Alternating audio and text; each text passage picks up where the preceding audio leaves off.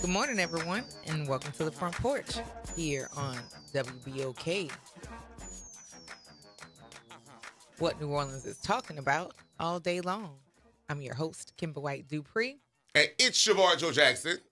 And it's your co-host, Kennedy Shanks. And on the other side of the glass is Jared here on this Free Your Mind Friday, January 23rd, in Aquarius season. Jesus. Smack dead in the middle of carnival season.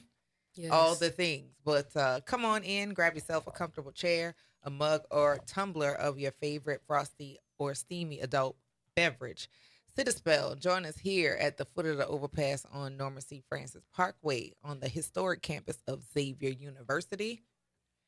Sitting with XU. Yes, one pre-alum and an alum myself. I'm super, super excited. And again, it's your boy Joe Jackson that's back in the building. And shout out to my baby sister. She's also an alum of Xavier. Yes. Shout out, baby sister. Shout out to Jure. She's in Baton Rouge at some laboratory right now. So she's doing big things. There you go. Thank you. Know, Xavier does a very good job of preparing its graduates. And I am an alum, so I know the experience, but I also have worked with quite a few of you all.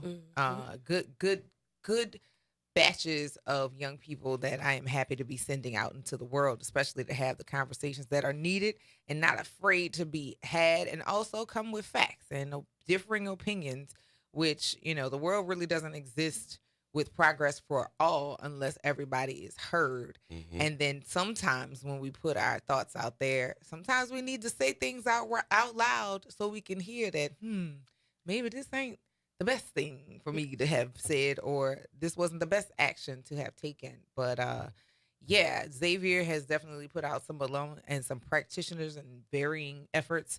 And as an alum of 2 of the 3 HBCUs in New Orleans, I've graduated from 2 of the 3. I've attended all 3. Okay. Mm-hmm. I always think it's funny when people say Xavier, and then the person from Xavier immediately corrects them. Because, come on. Because for real, do you say xylophone? Right. That is so annoying. It's like Xavier, and it's like, come on, let's sound this out. People from Xavier take what that. is this? What is this? They Right. take that Now, what is this seriously. called? Oh, absolutely. This is a chill down my spine. Yeah, because it just sounds Wrong. Once you have heard people say Xavier from different places, because Xavier University isn't the only Xavier University in the United States. Exactly. I didn't know that. Yes, It's one in Ohio. This is Xavier University of Louisiana, and then there's a Xavier, like you said, in Ohio, and like that's something first to be considered. And then because of the foundation that Xavier was begun, or the person who started Xavier, Catherine Drexel, the Drexel Foundation doesn't just fund Xavier University or Xavier Prep. There are many other organizations. Matter of fact, one place that is near and dear to my heart that is located in Nashville, Tennessee, B Academy for Girls, is also a school, a private school for middle school girls, and they also are a Drexel Foundation funded school. So like it's so many different legs of Absolutely. Catherine Drexel and how her impact has improved Branched out. and branched out to provide opportunities for Black people and for Black women to continue to receive proper and appropriate education. Because, Yes. good Yeah. God. Yeah. Good God, Not the true. people said, the slavery, we don't want to talk about that no more. That's not appropriate to not talk about it. Because why do we have systems right now as a result of Absolutely. that system? And Yeah. why are we having such this crazy discourse about who should be here and who shouldn't be here? It's all about wanting free labor. Well, who gonna do it for free? Get somebody else to do it. And Right. I always think it's crazy when people say, like, let's stop talking about slavery, because all it takes is for one generation to not know what happened to the previous generation, and they'll fall right back into what happened in the past. That's how we got Trump voters. Exactly. Hello. That's how we got. Hello. That's how we got rappers and Trump voters and Nicki and I'm so NWA Young Boy and why somebody's YN or something. ON. I don't. I can't look the names. I cannot manage. It's yo baby, the baby, my baby, Everybody's his baby. baby. His I baby. mean, I cannot keep up with the names. I'm the baby. Like How? The Hello. grandma's the baby. The grandma is Hello. the baby. But all of those different names I can't keep up with. But like I was pretty disappointed with New Orleans' very own Lil Wayne. You know when. But I understood the transaction, but it's still not okay. And you know there are people whose music I still appreciate the giftedness with which that they put into the music. But when I see you wilding out here, no, your music is great. You're terrible. Yeah. So I was definitely disappointed with Nicki at first. Mm-hmm. But then, I'm a conspiracy theorist, and I be in these TikTok streets. Okay. Real. And I just feel like, sometimes in the industry, they'll put certain pressures on you. Hey, Bill Cosby, hey, R. Kelly, all these. And if you don't do what we say, I can see that. So it's either get on here and say this, or this is going to happen to you and your family, or this is going to happen to you and your children, this is going to happen to you, and your whatever. Because it's like to get on and denounce your whole fan base. It's like overnight. So I don't feel like it was an overnight denouncement, right? Mhm. And if you're a good salesperson or a person who is good and so at paying attention to social behaviors as like sociologists, Mhm. you know what's going to get you the biggest bump and the biggest outrage for things. And right now, as far as a rapper, her last album, it was okay, and people went to the tour out of loyalty. But I didn't feel like the artistry was for real. And she not don't at give all. no real show. So her appeal is, her allure is wanting. So that's one thing. The other thing is she has a brother that is a registered sex offender. She has a husband that is a registered sex Exactly. offender. Yeah. I think that her cozying up, just like those rappers who were cozying up to him then, trying to get a pardon. I think she's speaking to try to get a pardon. But the craziness of it all, she's not even a citizen. So I did hear ma'am, that. go home. To go listen. Go home. Right. It's a lot of artists that come to the United States to make money, and they influence our culture. They influence how we vote. Like Nicki has been saying, she's a Republican. She voted for Mitt Romney and all. Like she's been telling us this. Yeah. Right. It's just now that y'all see that she's serious. It's like now it's a big outrage. But she's been influencing the way people think about politics and the way people think about just pop culture. And we didn't realize we just sung the lyrics, not knowing that we are subconsciously being, Because what we're attracted to is a product that they do or they provide. Music is a product. If somebody is a famous chef, it's a product that it's a life. It's a symbol that they're sharing with us. We don't know nothing about these people until those things start tipping out. Right. And so once they start tipping out, which is why I reserve my fandom for people. And even if I am a fan, like a heavy fan of somebody, I'm never oversold on people that I'm like, oh my God, I can't believe you did it. No, because people. And while you are a celebrity and while you have all of these accolades, shout out to Nene, you're human. Right. And so with all the great things that people can do and accomplish, like it's amazing to see people accomplish those things, but then still people. Yes. People gonna steal people. Yes. And some of the most amazing things are done by people, and some of the worst things you can ever imagine are done by people. And I also feel like we have to keep in mind with these celebrities that the more access they have, the more they are able to do. Exactly. Things The that, behavior that already, if you was already a crackhead when you was broke, you're gonna be a big crackhead. Right, Right. You got got the money, to right?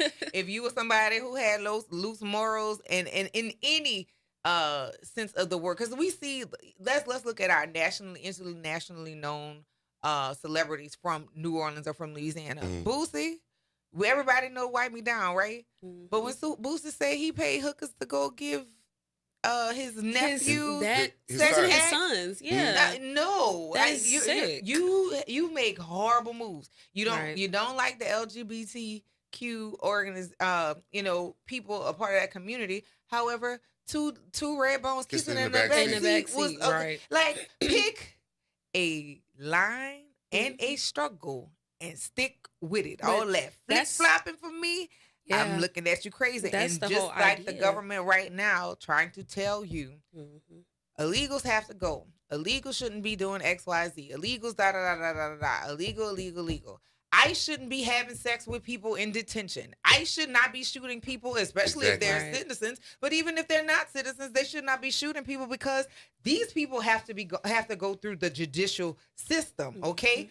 White people, especially white mamas, I'm talking to you in particular. Your sons, your husbands, your nephews, your brothers, your cousins are out here pushing an agenda that now has gotten one of your own shot. And that wasn't the first one, and that's not the only one. Right. So y'all keep allowing for them to do all this random tragedies and putting them on other people. Y'all on the menu too, because y'all wasn't at the meeting. And it's never outrage until it's at their front door. Right. I don't think they mad enough for me. Listen, because she was she wasn't one of theirs. She wasn't, she was so she wasn't a Republican, so they don't care. They don't care. It's going to take for one of theirs to get killed. One of them already got shot. You don't hear about it no more. But remember when the turd in chief got clipped by the glass from the podium, because there's no way he got shot. Yeah. He did not get shot. When he got hit from the glass, remember somebody actually did get shot. Yeah, that Mexican man, he died. The firefighter. Yeah. We ain't never hear no more about him. Of course. We ain't never hear no more about him. And again, y'all not mad enough. Y'all is getting taken out. The only one y'all really was mad about was Ashley Bobbitt when she disobeyed a lawful order given by the Capitol Police. And so she was taken out because she did not comply. So that's the only one. Y'all are supporting the one who broke the law, but the people who actually abide by the law, it doesn't work. The hypocrisy of it all. That's that compliance thing. The hypocrisy of it all. Yeah. But America has always had a different set of rules and regulations for us versus other people, and how they manage and how they navigate. And we keep allowing that. Hello. And that is the thing that I feel like we have not had the severe conversation. Yes, we had the civil rights movement. The voting rights for Black people has not been codified. And part of that was because they gave us integration. That's not what we asked for. We asked for equal treatment. And so with that, we don't have the equal treatment. Some of us got a little money. It definitely created division because now you have a hierarchy of who's important and who's not. Meaning if I have the funds, I'm more important than you. I'm still Black, but I'm a different kind of Black, and I'm better than you. Right. So with all of those things, yes, we have things to address with them, but we got stuff we got to address with us. Absolutely. And LaPlace. And we can go on and on. That said, y'all, we're going to take this break. Stay tuned to the Front Porch here on Free Your Mind Friday. If you got something on your mind, want to get it off your chest, give us a call here at 504-582-9422, and we're going to see y'all on the other side of the break.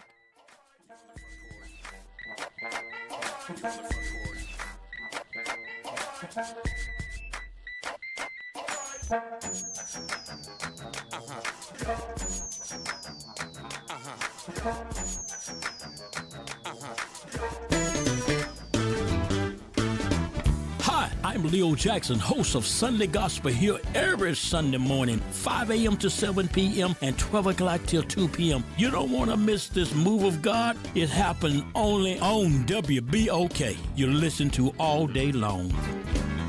Good morning and happy Friday. I'm Morgan Lentis with WDSU News, and here's a look at today's headlines. As Louisiana braces for bitter cold and icy roads this weekend, Entergy says it is ramping up staffing and staging teams ahead of any potential power outages. We're told crews have been insulating critical power plant equipment, inspecting and maintaining transmission lines, and trimming tree limbs above power lines. As for CLECO, which serves part of the North Shore, that company is taking similar precautions, securing nearly 400 contractors. Those include line contractors and tree trimmers. And state transportation officials are also bracing for potential impacts, saying they are staging salt and brine across the state so they can treat roads as needed. They encourage anyone driving this weekend to call 511 for information on road closures and overall conditions. Then we are learning new details about what Carnival will look like this year as major parades begin to roll this weekend. This Carnival, we will once again be under the protection of a SEER 1 rating, which unlocks additional federal resources. And the NOPD says that serpentine barriers we saw last year set up along St. Charles Avenue will be back this year. Remember, Mardi Gras is coming up on Tuesday, February 17th. And that is a look at today's headlines. I'm Morgan Lentis with WDSU News. Have a great day. What if just $50 could open the door to your new home? Godance is inviting you to enter their Key to Your Heart house raffle, where one ticket gives you a chance to win a 3-bedroom, 2-bath home in the city of New Orleans. The drawing will happen on Valentine's Day, February 14th. Tickets must be purchased by February 12th at 11:59 p.m. Enter now at RAYZE.it/Key to Your Heart.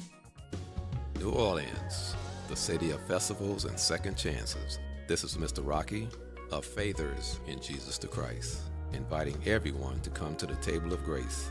No matter where you are or what you're dealing with, guilt, bad habits, mistakes, or heavy hearts, Jesus still calls us his friend, and his grace is waiting for us. Tune in to WBOK, 12:30 a.m., or watch live on Facebook or Instagram. We'll reflect on his work on the cross, his resurrection, his ascension, and the hope of his return for we who that believe and have received him by faith. So join us at the table of grace, where mercy is fresh, forgiveness is real, and grace is served for people like you and me. Making a difference in the community. WBOK 1230 AM. You're on the front porch with WBOK 1230 AM.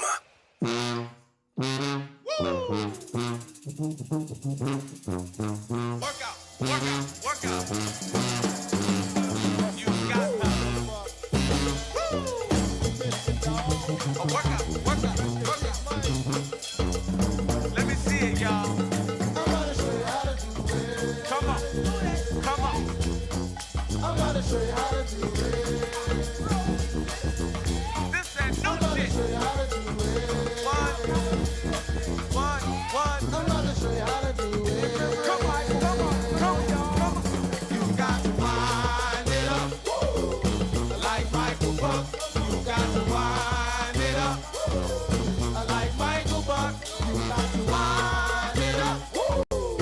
Like Michael Buck. You got to wind it up.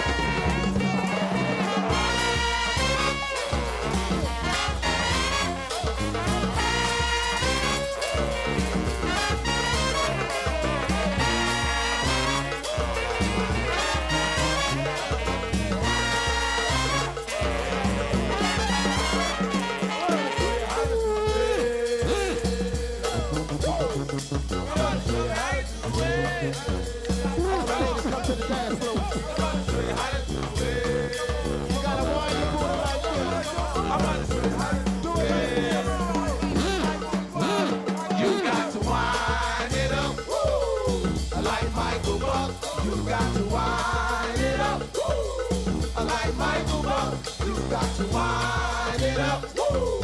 Like Michael Buck, you got to wind it up. Like Michael Buck, yeah, I want you to slip up on it. Slip up on it. Slip up on it. Slip up on it. Slip up on it.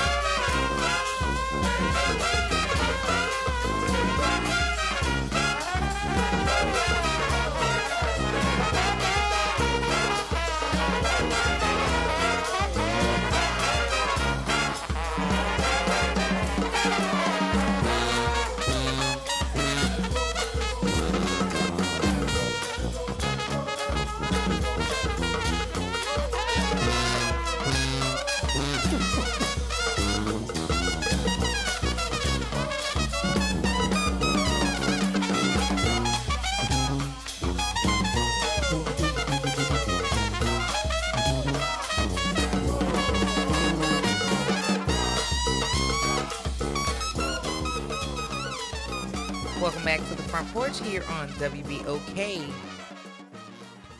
What New Orleans is talking about all day long. I'm your host, Kimber White Dupree.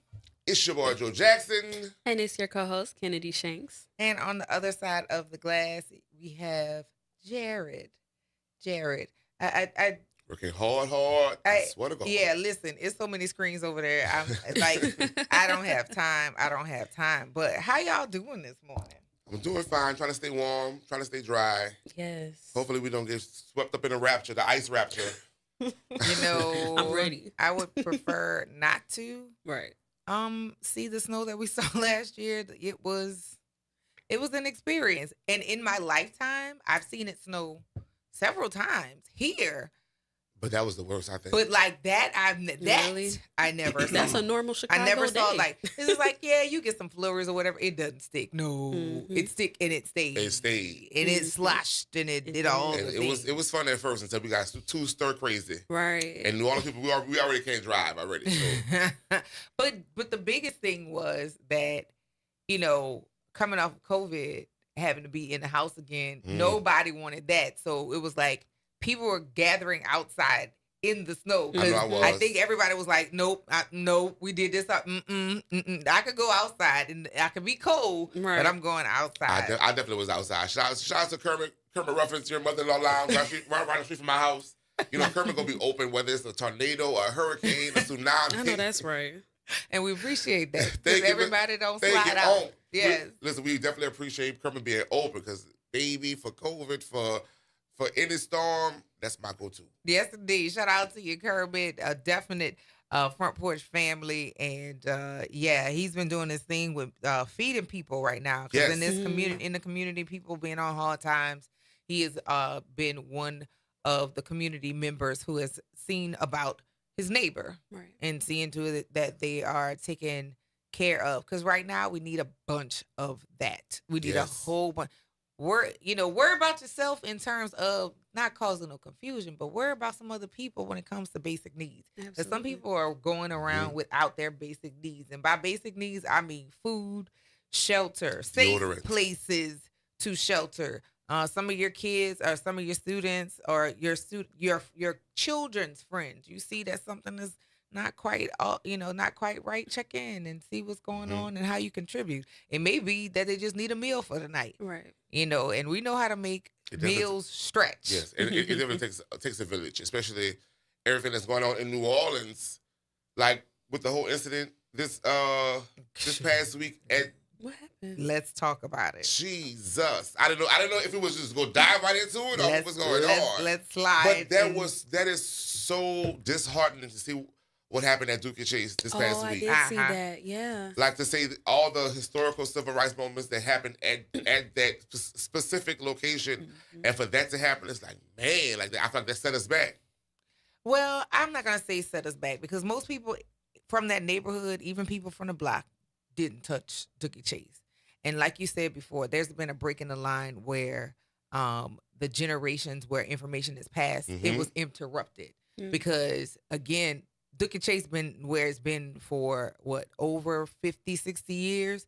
And people, again, the Lafitte wasn't what it looked like right now. The Lafitte was the bricks. And then you had the Iberville project that was right there. So with all of those different developments that were in that area, and you never heard about that, that was a place that's respected. The break in the line of communication where we don't have our elders in conversation with our young people. And I'm going to fault my age group for this and ones beyond that whole don't tell my children what to do or don't tell my children nothing. Well, part of that culture that you lost was people whose aunties and family, I guess, people who are in your orbit of your kids, they're not telling your kids nothing. Right. You know what I'm saying? Like the block always been the block. There's a block in every community, regardless of your race.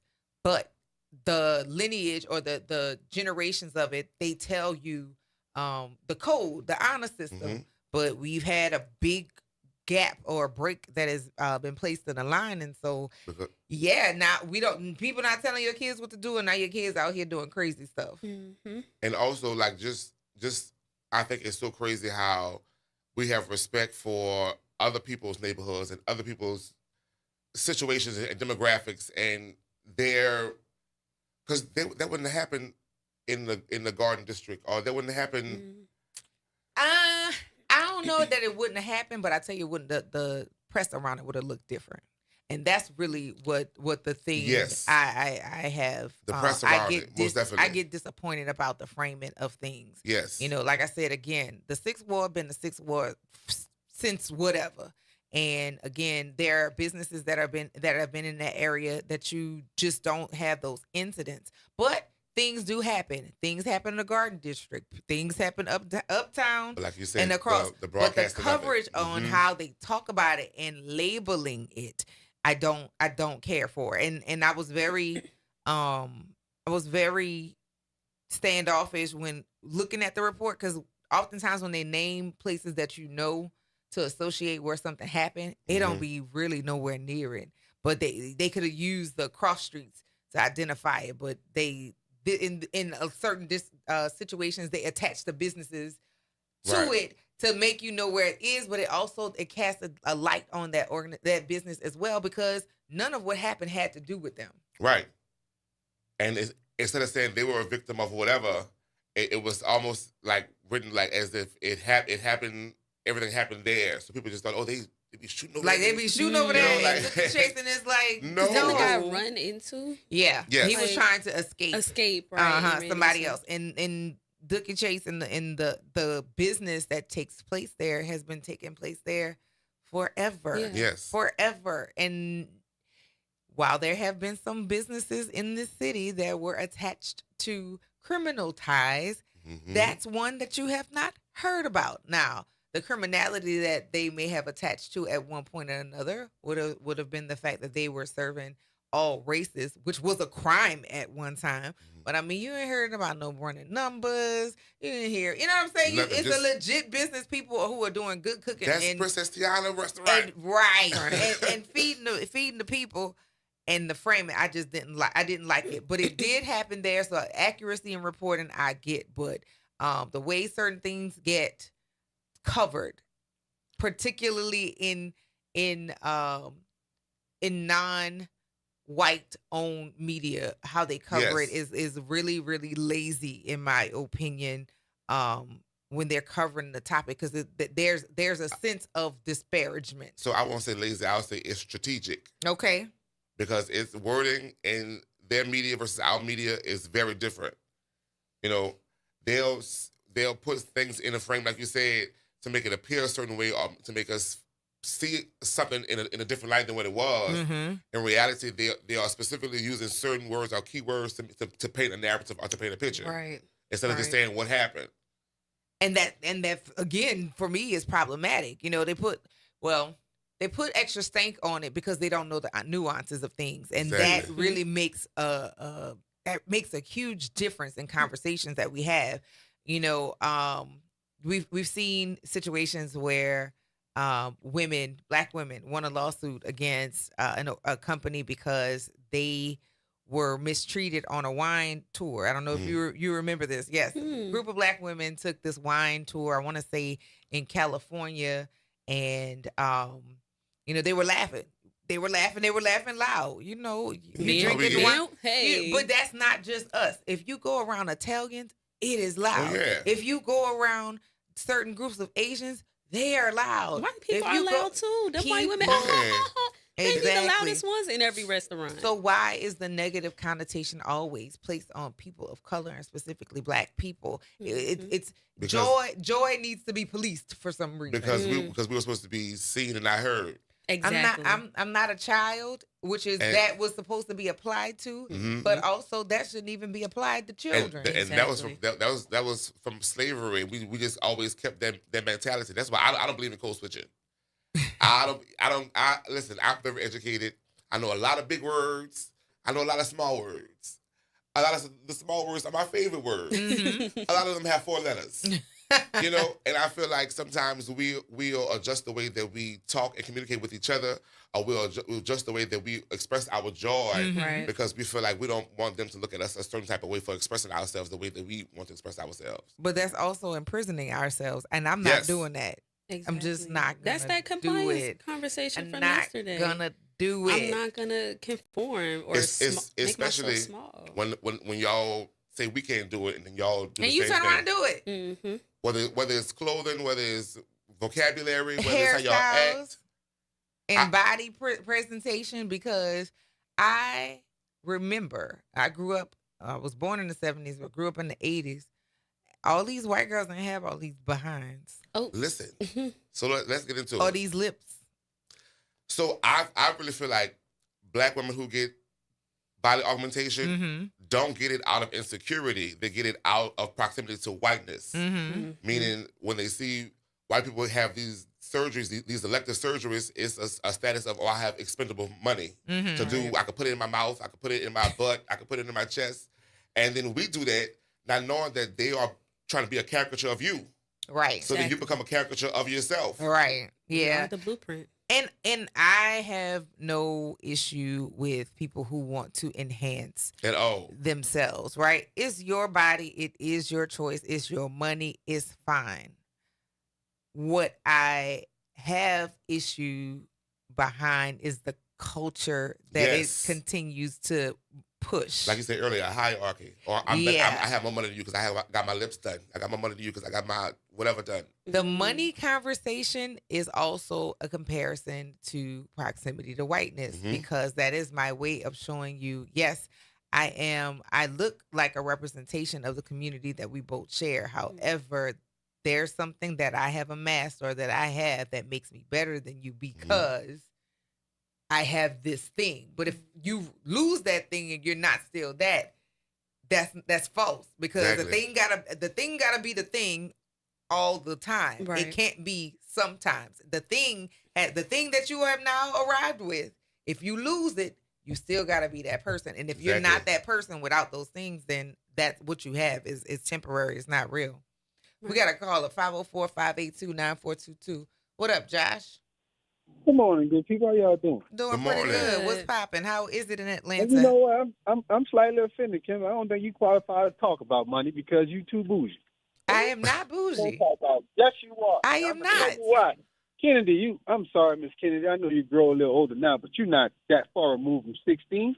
How would you feel if a young man took you on a date after formal engagement to Golden Corral? Would you look down on him and say, ew, how dare you? Stand by before you answer. Don't you manipulate us. Because you're not giving all of the you're not giving all the information. It's gotta be the same the whole time, right? I just said that. So we're gonna keep things constant. Okay. If you have gotten dressed to go to don't an sound event. like she know I just say the word formal. If you I say formal. Yeah, but I need the context. You need the context. You got context when you hear the word formal. You know what formal means. You have been told that you're going to a formal. Okay. And then you get brought to Golden Corral or Ryan's. How do you feel about this? I feel duped. I feel like my time has been wasted. You know what? I cannot. Thank Kimber, you. I can't call you Kimber. That's what I'm saying. And listen, Josh, I did not say I would not go to Shoney's, but don't make me put my clothes I don't hear all on. that. Why I can't wear you hoodies said and that young man tennis brought shoes? you there. You say young man brought you there after a formal engagement. That doesn't qualify for you. No. If you have me, hey baby, put something nice on. We going out. All right, we going out. And we end up at Shoney's. Sir, I could have stayed in my clothes. Why would you have me put clothes on to bring me to Shoney's or Ryan's? Are you okay? What 16-year-old say, hey babe, put something nice on? What? I never say that at 16 years old. That's your fault. That's your bad. Mr. Jackson, help me out, sir. Please. So I will say this because I love a Golden Corral, I love a Ryan's. However, sir, remember you're 16. Tell the truth. You're 16. However, at 16, if I were to say we're going to a formal restaurant or do something formal, it would be that. Otherwise, I would say, look, let's go grab something to eat. Don't throw nothing too. You guys, y'all just. I don't like this panel now. This panel. That lets you know everybody ain't telling the same lie, Josh. Well, this panel is so 1980 East. Ain't no 1980 East, bro. No, that is recognizing there are places and times for things. Yeah, don't sell a dream. Is for my jeans, a cute sundress even. But a formal, I gotta put on makeup and panty. Sir, I gotta put on pantyhose. No, and keep in mind, back in the day, at Ryan's and the Golden Corral, you can smoke inside. I have been to Shoney's and saw plenty of women in there with pantyhose and nicely dressed. Were they grandmothers? Were they grandmothers coming from church? That neither here or there. There are women, and they want to enjoy fine dining. No, sir. Get somebody else to do it. And for the ladies who still went to Shoney's or Ryan's with Josh, shout out to y'all. But after hearing Josh's his shenanigans, y'all have opted out not for the long ride. So that's something to be talked about. It's so early for this. That's something to be discussed. I don't understand you guys. It might be that you started off with Shoney's and Ryan's. That's why they I missed those Shoney's too with cigarettes and the fried chicken. This is what segregation does to us. See what segregation have done to us? Hurt us.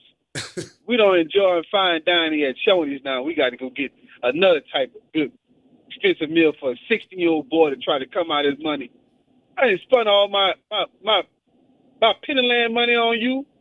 Well, then I'm not worth it to you, and that's fine. But I'm not gonna accept that. Sorry. It's same food, Kimber. It's not. It's not. Listen. It is. I want as a young person, and now I have always wanted people to be who they are. Mm-hmm. That is fine. Be who you are. I support you finding your happiness, but you're not about to unspoil me. I'm sorry. My parents did a real good job. You waste my time. If this young boy scuffed up all that little money he could bring you out, it's not the quality. You know what? I'm gonna call my ex from high school so we can have that conversation. I'm gonna call him, make sure he can give you a full rundown.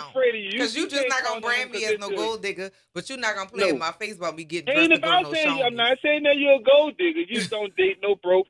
Hey. That's all I'm saying. Hello? But don't have Why me putting would on I? my best Look, outfit look, either. look Why at would it. At I? 16 years old, everybody's broke at 16. That's not Except true. That's not Silver true. Not Spoon, in this. Because Ricky I wasn't. I Spoon, and started working and babysitting at 10. So no. Yeah. No. yeah, but I'm sorry, but that you don't speak for the majority. of us Anyway. at 16. Well, we got to take this break here. All right. All right. I won't listen Stay to you. tuned. This is bougie to me. Where's grilling at? Goodbye. Section 8 on here. Get off my line. You listen to the Front Porch here on WBOK, what New Orleans is talking about all day long.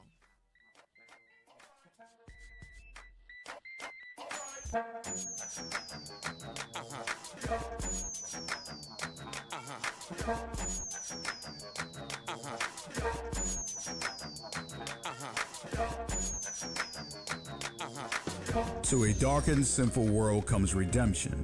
Oh, what a gift of salvation. When Jesus returns, will he find faithers on earth?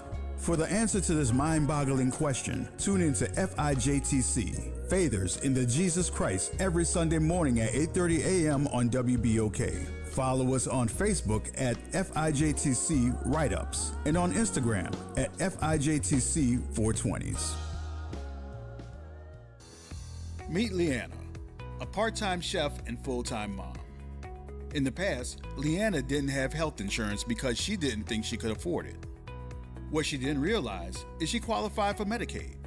She loves the coverage and peace of mind that comes with high-quality care. The kind of care you get with Healthy Blue. This is Medicaid, and it's for more people than you think. Maybe even you. To see if you qualify, go to myhealthybluela.com. Well, Saints of God, this is Pastor David Impartan Sr. coming to you over the airways of WBOK, your favorite host of Change Your Water, Change Your Mind. I want to invite you to our show every Saturday from 1 o'clock to 2 o'clock p.m. That's Change Your Water, Change Your Mind. I want you to invite your family and friends to a broadcast that's designed to change your life, the way you think, the way you act, and what you eat. We want you to tune in every Saturday at 1 o'clock, WBOK, 12:30 a.m. See you on Saturday. Interest rates and inflation are out of control. Is your credit card debt also out of control? It's time to resolve your debt and take back control for a lot less than what you owe. If you have $10,000 or more in credit card debt, then you need to call us right now. Debt Fix Pros can significantly reduce the amount you owe, and you could be debt-free faster than you think. I knew we had to do something. Our debt was growing. It was getting out of control, and we just didn't know what to do. We saw an ad for Debt Fix Pros. We called, and they showed us how fast they could get us out of debt. It really was amazing, and now we're back in control. Call now, and we'll show you how easy it is to fix your debt. The call and consultation are free. Call Debt Fix Pros right now at 800-311-5977. That's 800-311-5977. 800-311-5977. You're on the Front Porch with WBOK 1230 AM.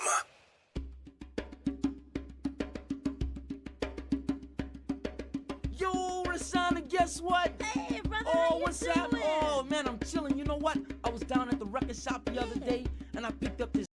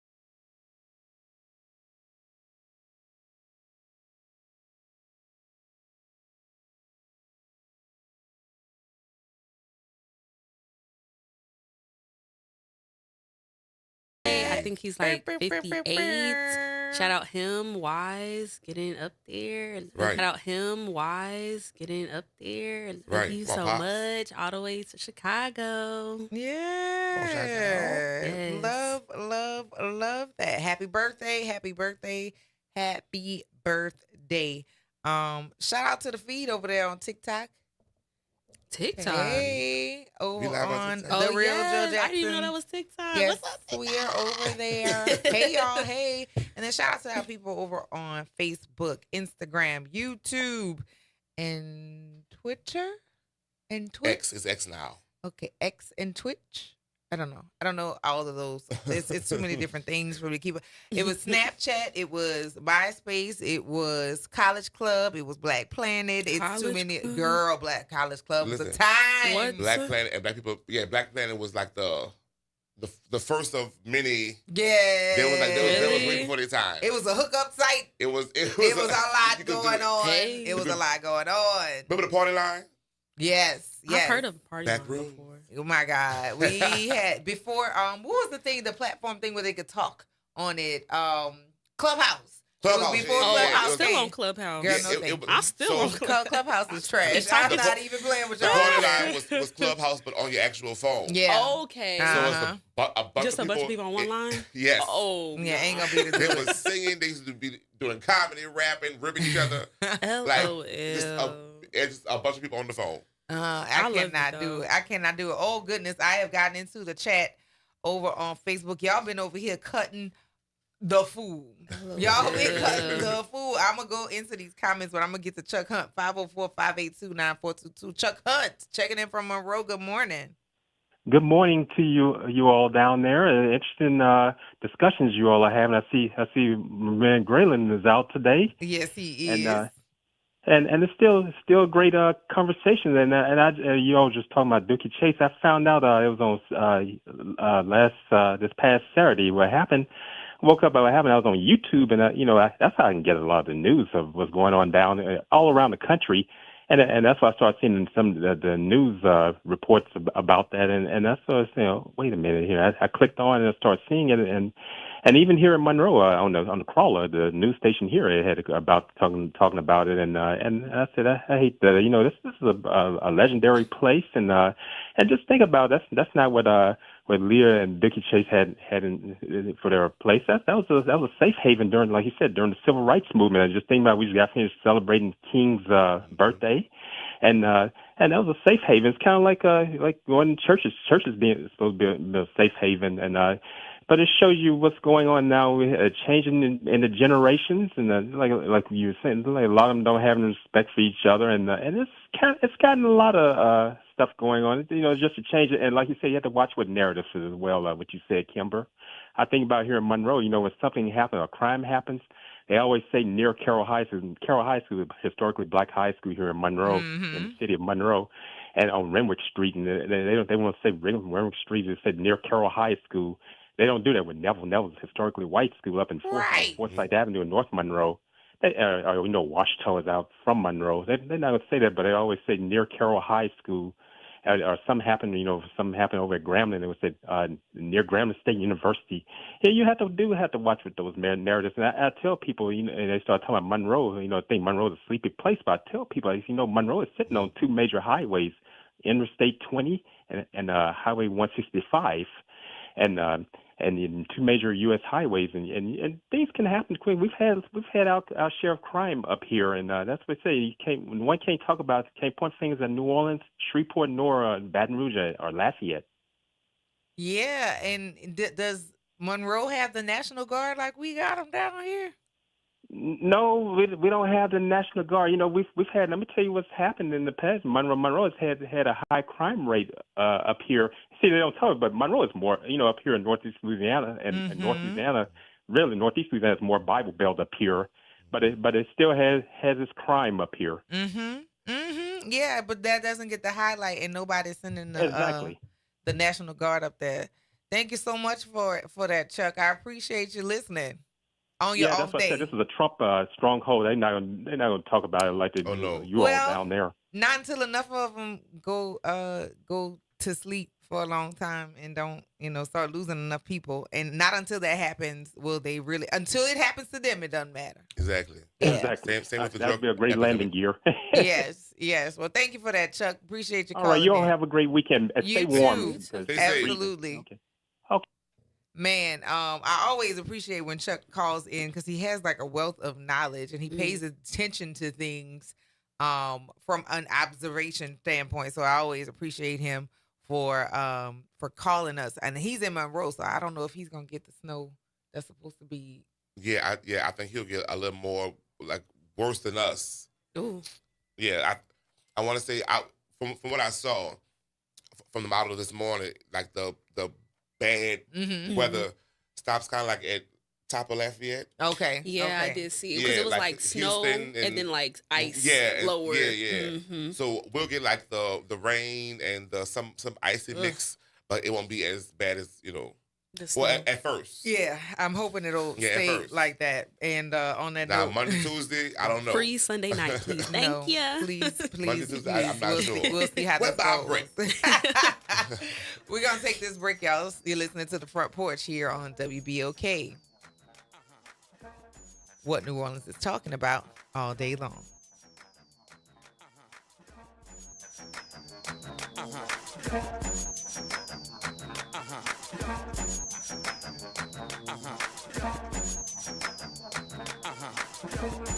From the campus of Xavier University, WBOK Go and Equity Media Station. I'm Esther Dillard with BIN News Now. AAA is warning folks to get ready before the winter storm hits 33 states from Texas to New York this weekend and be prepared for frigid temperatures, snowy and wind conditions. Be sure to have a vehicle emergency kit if you have to travel. So that means the basics. We also think about jumper cables, a first aid kit, a flashlight with fresh batteries in it. It all begins today with forecasts of snow, sleet, and freezing rain. A federal judge seems inclined to stop construction on the new White House ballroom. The case centers on whether President Trump has constitutional authority to tear down the east wing of the White House, which has already been done, and build a $400 million ballroom with zero congressional approval. And Tiana Taylor is up for another Best Supporting Actress award. She says she's beyond grateful to be nominated in the category for her role in One Battle After Another. Get BIN News Now on demand 24/7 on the iHeartRadio app. You're on the Front Porch with WBOK 1230 AM.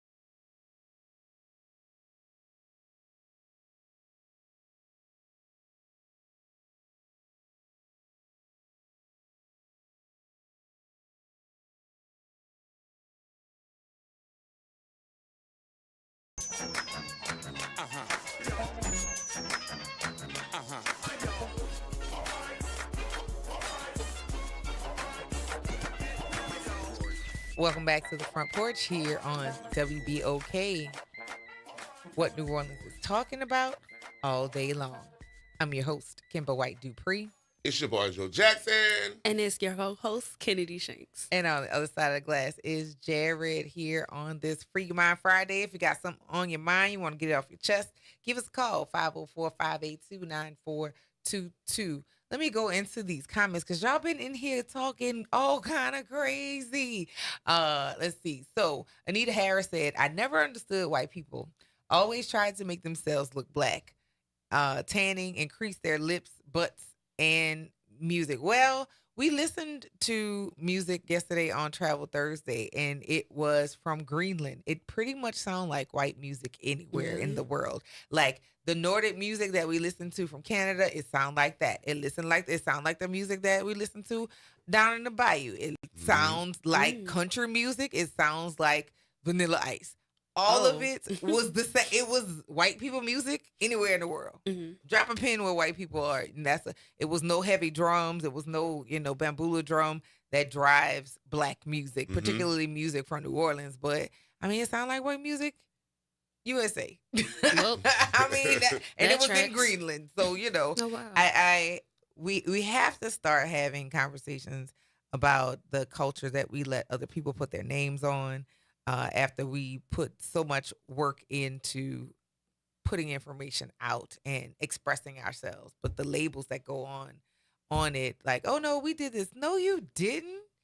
No, you didn't. Right. And like you can reproduce the thing that you saw us do, but every time we invent and reinvent things, it's like you repeat what you see us do. You are never able to build on it, which is so problematic. Yeah. I mean, just really problematic. And then the conversation about Josh and the Shonies, listen, the voices have spoken, not just on the mics, but in the chat.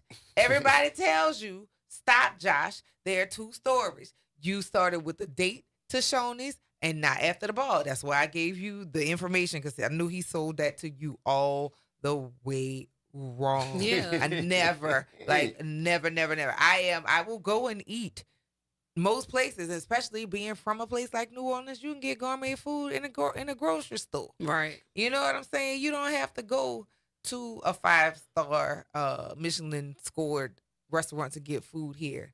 That's not the problem. Problem is you want me to do some extra to go do something we do every day.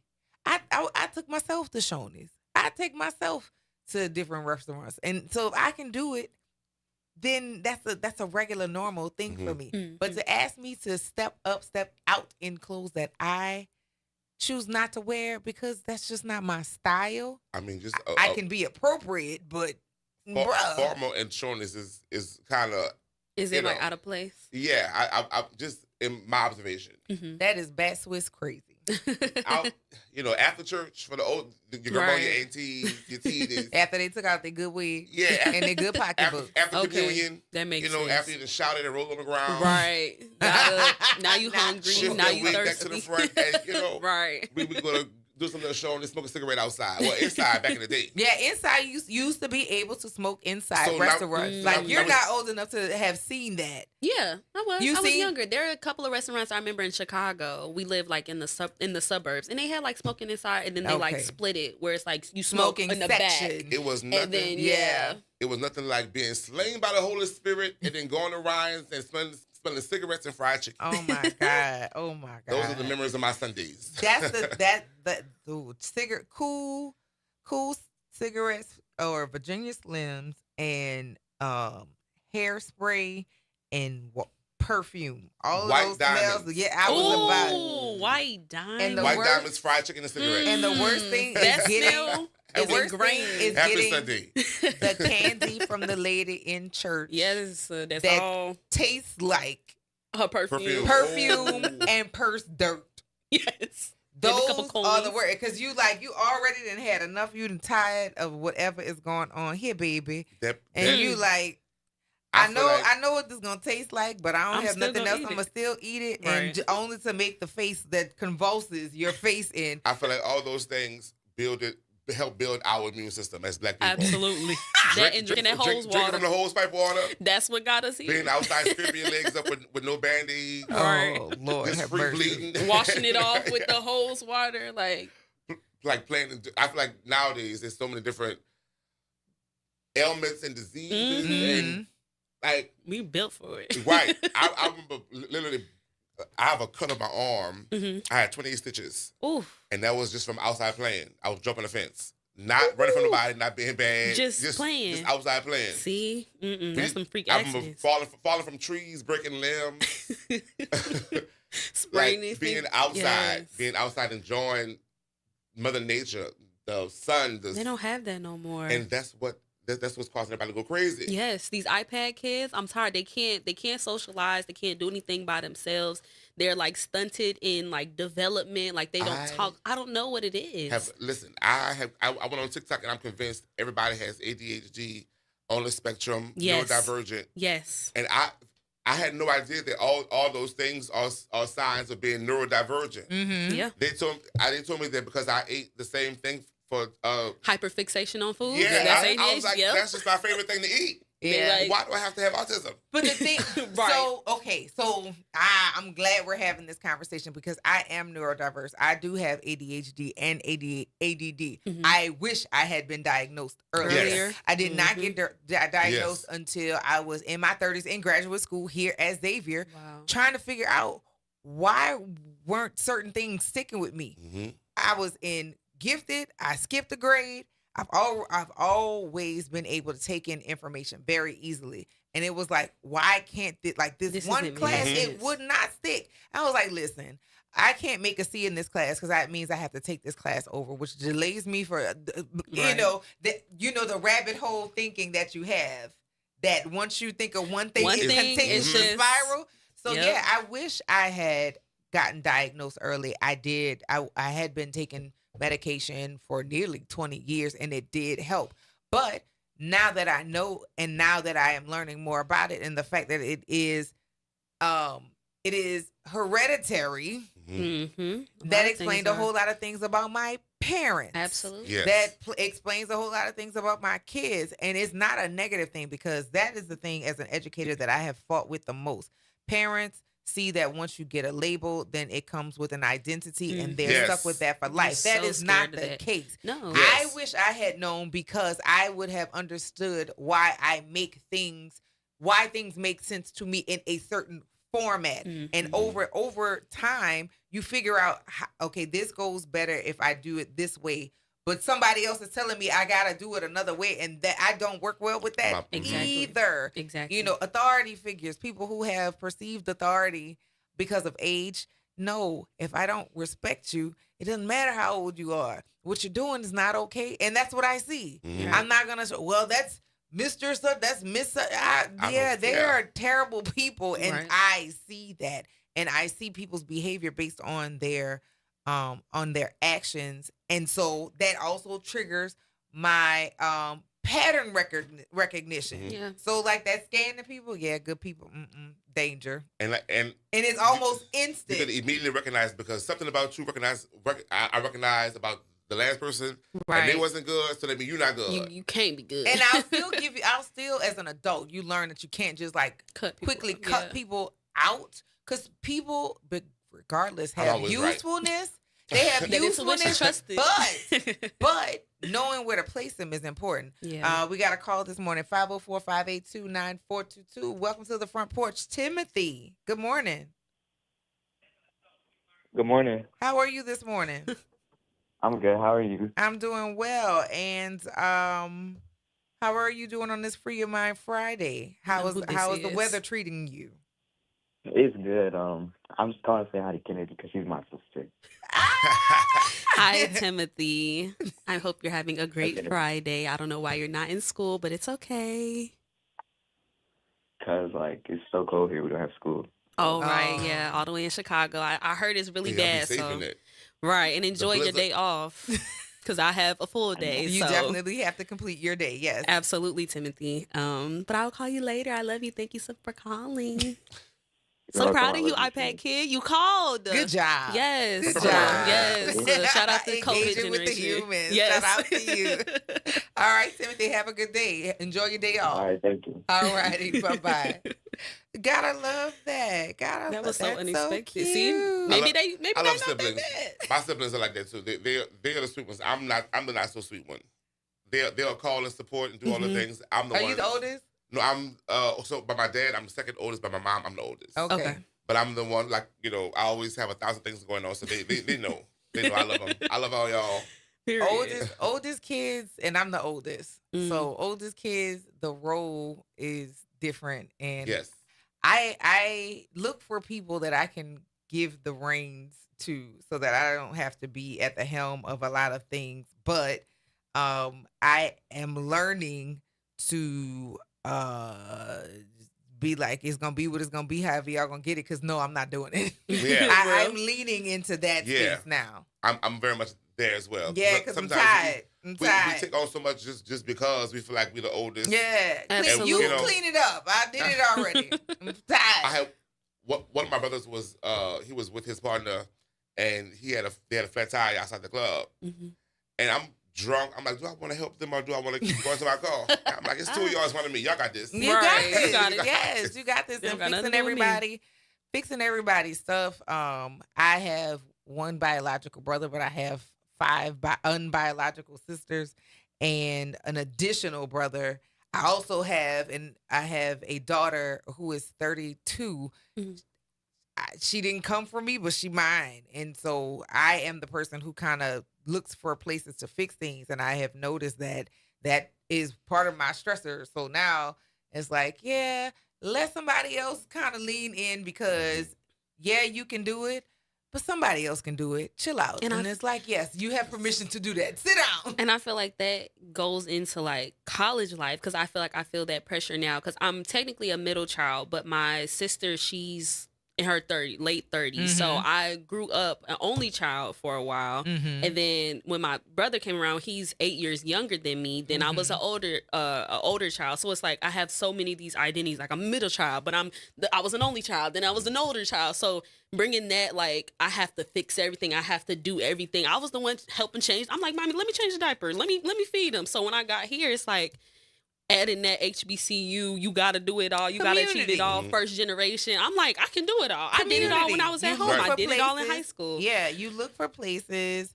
that we can be in community with other people. For me, I tend to gravitate toward people who are older kids or youngest kids. My mother was the youngest of 5. My dad was the middle of 5.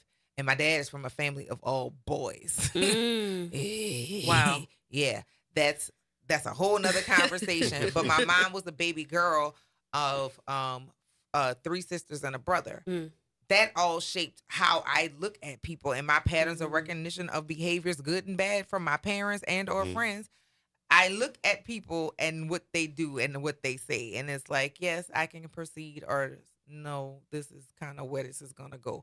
I've been like that since a child. I wish I knew that my brain processed like that. Yes. But it's definitely kept me safe. Absolutely. Definitely kept me out of some stuff. And also, it's triggered some people and challenged some people's ideas, like I do here on the front porch. Yeah. So, I like the fact that we're opening our minds to other ways of communication and ways of thinking, versus looking at people and saying, you've arrived at the same place I've arrived at. How'd you get here? Exactly. That part right there burns my behind. We here. Why does it matter how did I get here? Yeah. We're both here. Because that still sounds very white. Like, how did you get here? What? We both here. I'm here. So we both here. Now So what? it is. And it's worse when we do it us to each other. I have had that conversation, especially during carnival season. I'm gonna tell that story on the other side of this break, that I had to tell somebody who is not sure of if they are us, but they are excused and talked to as they are one of us. But I am us, and I had to give a stern talking to about that. And we're gonna talk about that on the other side of this break here on the Front Porch, here on WBOK. What New Orleans is talking about all day long.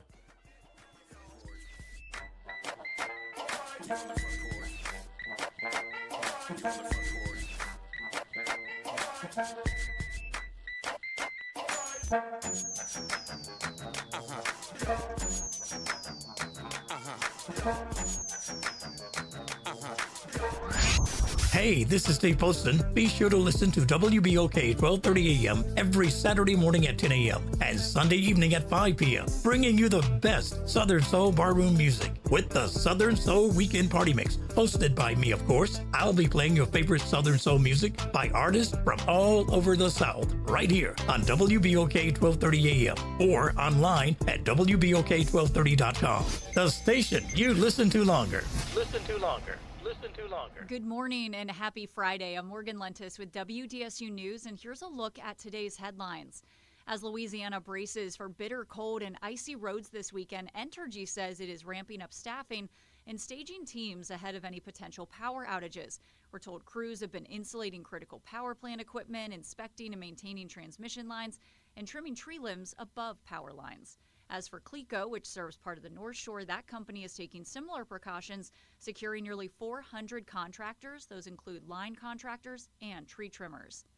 And state transportation officials are also bracing for potential impacts, saying they are staging salt and brine across the state so they can treat roads as needed. They encourage anyone driving this weekend to call 511 for information on road closures and overall conditions. Then we are learning new details about what Carnival will look like this year as major parades begin to roll this weekend.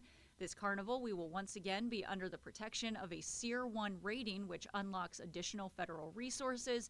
And the NOPD says that serpentine barriers we saw last year set up along St. Charles Avenue will be back this year. Remember, Mardi Gras is coming up on Tuesday, February 17th. And that is a look at today's headlines. I'm Morgan Lentis with WDSU News. Have a great day. Transform your bathroom with the beautiful quality of Bath Planet. As a trusted leader in bathroom renovation, Bath Planet has earned the Good Housekeeping seal, a symbol of quality and consumer confidence for over 100 years. Get half off installation or 18 months with no interest and no payments. Whether it's tub replacement, a shower replacement, or a tub to shower conversion, Bath Planet makes your custom bath fast, easy, and affordable. Here's how it works. 1. Call to schedule your free, no obligation consultation. 2. Our design experts come to you with real samples to customize your dream bath. 3. Our certified installers complete the transformation in as little as 1 day. And right now, for a limited time, you can upgrade your bathroom for 50% off installation or choose 18 months with no interest and no payments. But you need to call now. This special offer is only available by calling 800-981-8177. That's 800-981-8177. Call 800-981-8177 right now before the offer ends. Making a difference in the community. WBOK 1230 AM. You're on the front porch with WBOK 1230 AM.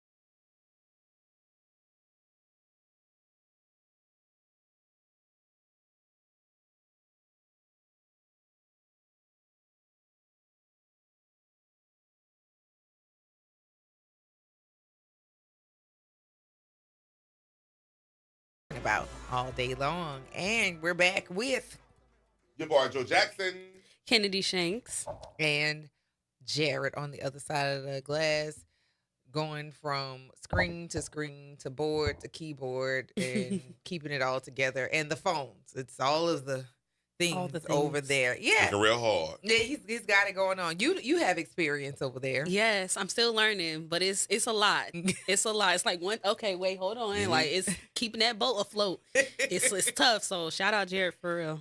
Holding it down. Right. Holding it down. So I told you I was gonna tell y'all this story. Yes. So there is a person who looks ambiguous. Could be at least 3 nationalities. Okay. To my knowledge, they are in their lineage of our culture, would show up in the world looking like something else. Okay. It was asked of me at an event, how are you here? And I was like, where your papers at? Yeah, it was real. What? It was real. Where are your papers? Yeah, and I was like, I don't understand what you're Right. talking about. Yeah. I mean, how are you here? I mean, like, I I got don't- an Uber I here. mean, I'm here. Like, I knew, I felt what it was that she was saying, but you gonna say it. Because I want you to hear what you trying to ask me. I wanted to come out your mouth. Yeah. And it was, no, I mean, like, are you working? Are you the help? Yes. Would you like a pie? Yes. Please. Would And you I like a was slice? like, Right. That's crazy. and in that moment, I was going to just walk off because I have been perfecting once you start talking stupid to me, Mhm. I'm just going to leave. It's my favorite. Right. My favorite thing to do. Like mid-sentence. Oh, you talking crazy. Bye. This particular time, I said no. When I turned to her and grabbed her hands and I talked to her, holding her hands, I said, listen, this is not the first time and the second time that you have said things in Black spaces that I'm not really sure that you belong in. And you asking me how am I here, or asking me like if I deserve to be here, you are out of order. I am from this city. I am from this culture. My mother is from back of town. My daddy is from the 6th Ward, and I've been going to these events my entire life. Now, I do not show people spaces of me everywhere because there's some spaces that I exist in that I don't necessarily want to tout. Not that they're not important and not that they don't hold a special place in my life, but that's not representative of who I am in totality. Right. But I still get invites. My parents, their existence allowed for me to be in a lot of spaces, both high and low.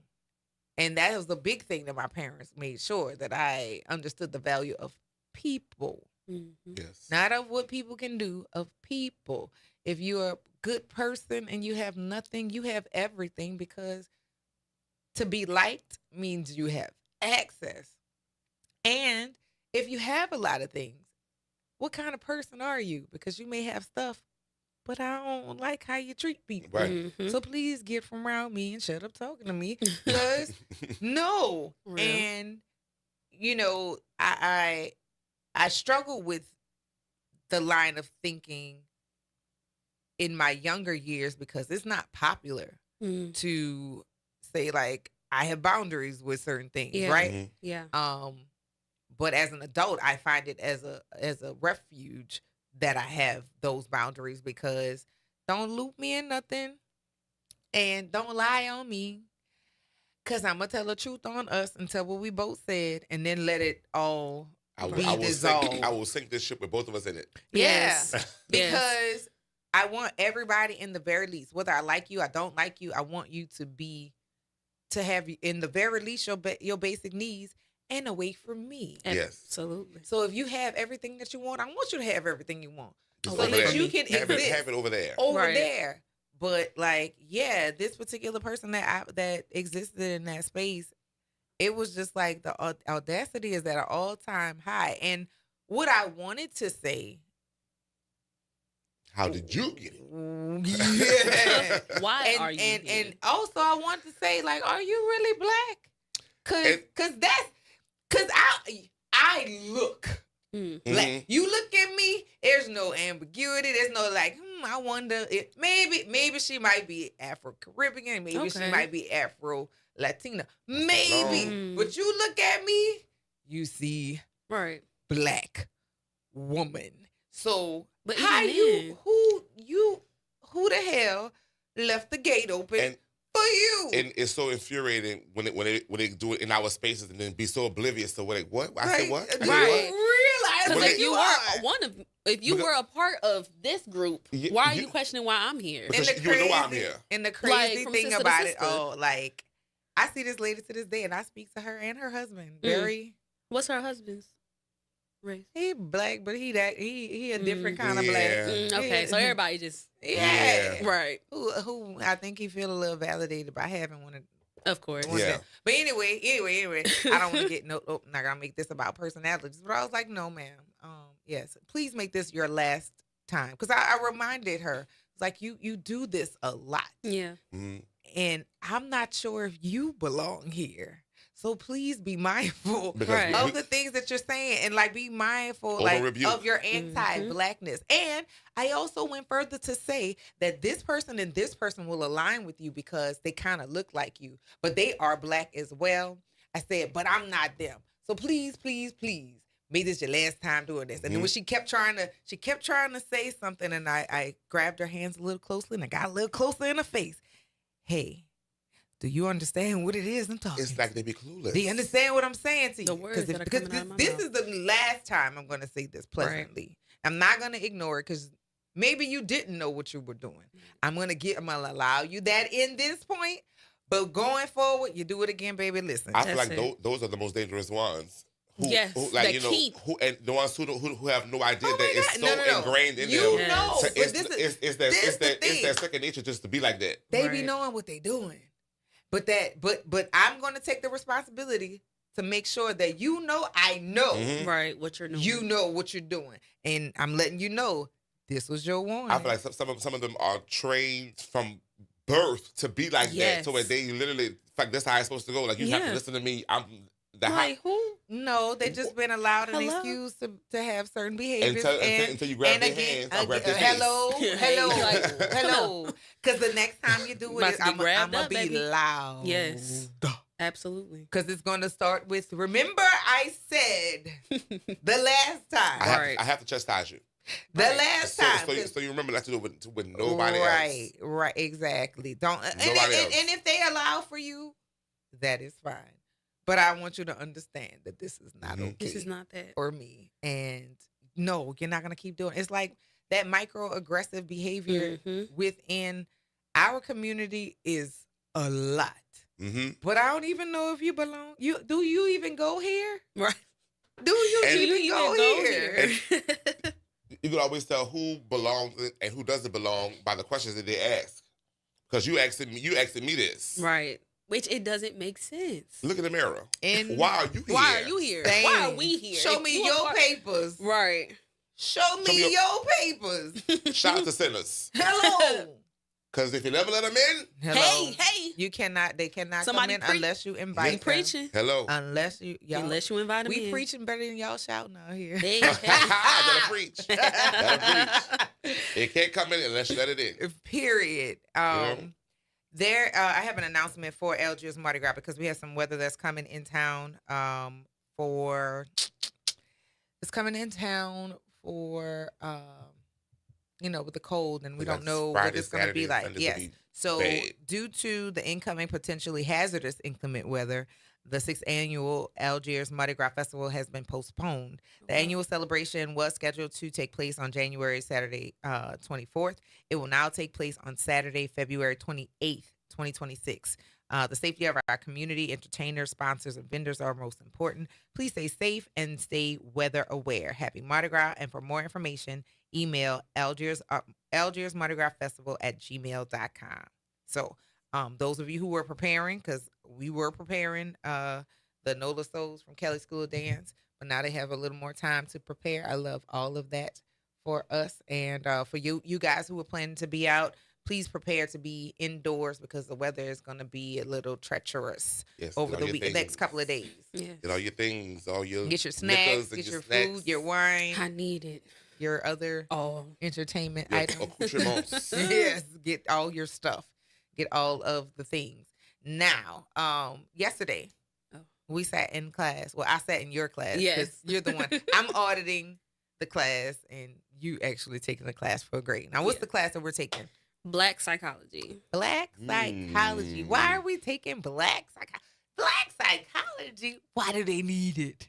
We need Why it does it need to be for the blacks? Because it's so much ingrained, like so much through generations. You can bring up so many things. Post-traumatic, what is it? Post-traumatic slave syndrome or whatever it's called.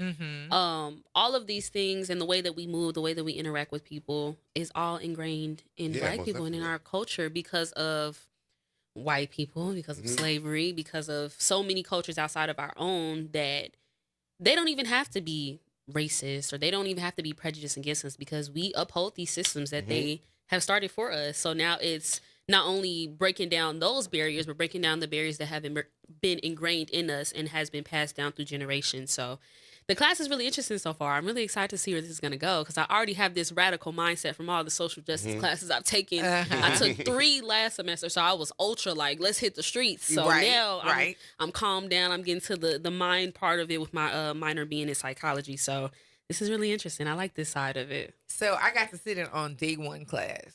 And so that was pretty cool to hear the conversations. But I came back, I was in class on yesterday.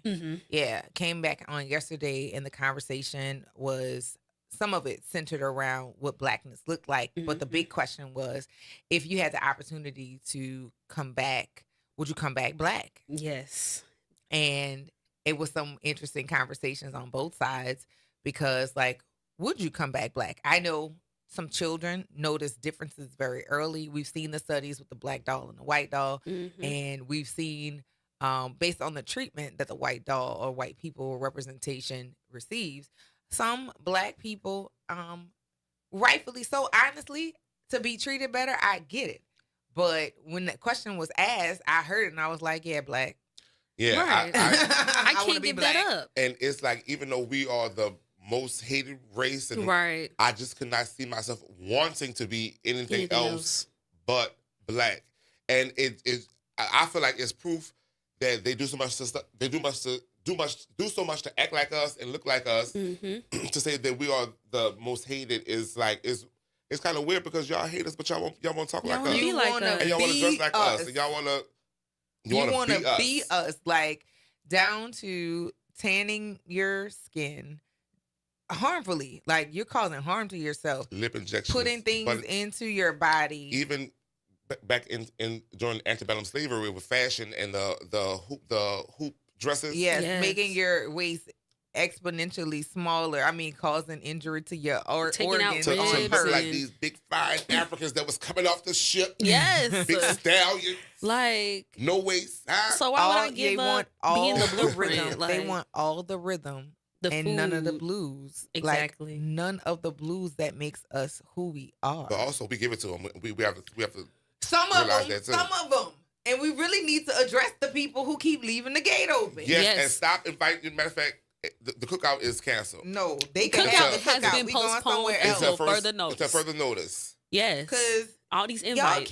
Y'all they could sing. Invite them. No. Because now we got. Oh, they could dance. Now we got they could cook. They could dance. Cacio pepe. We gotta invite them. All this at the cookout. No. We don't need all that. We got raisins in a potato salad, y'all. Apples in Absolutely in the not. Salad? No. So I wouldn't give that up. And Dr. Turner had talked about being how he would rather come back white, well, until the end of class, but because of the safety part of it and everything like that. But honestly, I can't give up the culture. I can't give up the experiences I've had and just the community. Like, I don't know if any community is ever that deep unless it's around racism. White people come together, or let me say, members of, like, how can I say this? Anti-black groups. I'll just leave it at. Leave it there. Came together to do harm, and that was their form of community. But the community we have goes beyond hate. It's love. It's so many other things. And maybe they convinced themselves that's what that was. Maybe a little cognitive dissonance. But I can't give up culture. I can't give up music. I can't give up being the blueprint. I can't. Seasoning. I can't give up seasoning. Seasoning. I won't. Seasoning. We got the lines lit up. 504-582-9422. Good morning, Elwin. Hello. Elwin. Okay, call us back. Hey, Miss Wanda. Good morning, y'all lovely people on this half-lovely Friday. Good morning. How are you? I'm good. And I put like this, just to piggyback, and I'm going to make it short because I got to go inside somewhere. Not only would I never want to not be black, because I'm just like, I'm too pretty to be something else. Thank you. My put like this, I love my father. He's a very kind of light-skinned dude, but my mother is the perfect shade of brown. Okay. That's just me. She's the perfect shade of brown. I can wear any color I want and rock it. I can wear brown against my brown skin and rock it. Privileges. But, privileges in the complexion. Come on. Yes. And with the black psychology class, I remember having black psychology class in the Derbney court of the Lafitte Project back in the 80s and the 90s. That's where, and not discounting black psychology class, because I'm so glad that it's being incorporated into education. Mm-hmm. But I remember my black psychology classes being taught by one Nelson and Gail Herbin and all their friends. Mm-hmm. Growing up. But I'm just, like I said, I could never not be black. Absolutely. I would say black and Cuban, because I do love Cuba, love the culture there. I may even want to be black and Jamaican, but just to not be black is not ever in my plan. Period. Well, thank you for that, Wanda. And look, y'all stay warm. And thank you for the announcement about the Algiers Mardi Gras Fest, because I was supposed to be doing photography out there tomorrow. Oh, Lord. Well, stay inside. Yes, please prepare to be inside and be snuggled and bumbled. I ain't got no problem with being inside. I'm a homebody, but I'll see y'all on the 28th of February. All righty, see you then. Smile pretty, smile pretty, Kimber. And Lundi Gras. Oh, for sure. Yes, they'll be out there for Lundi Gras too. Oh, okay. Be blessed, y'all. All right. Have a good one. Talk to you later. All right. I really think it's more of a less of a fear they have within themselves. Absolutely. Because they're the minority. In the world. In the world. Yes. And really, if you put everybody together, they're not really the majority here. They've lost a stronghold on the numbers for far longer before now. Honestly, they were never the majority, I feel. Yeah. Because they're over the census and the numbers, and they can say whatever, and that's just what it is. Exactly. And they can say, well, you're the minority, but it just takes a little bit of coffee in the milk, and it's no longer milk. Child, listen. We're going to take this break, y'all. You're listening to the Front Porch here on WBOK. I love it. What New Orleans is talking about all day long.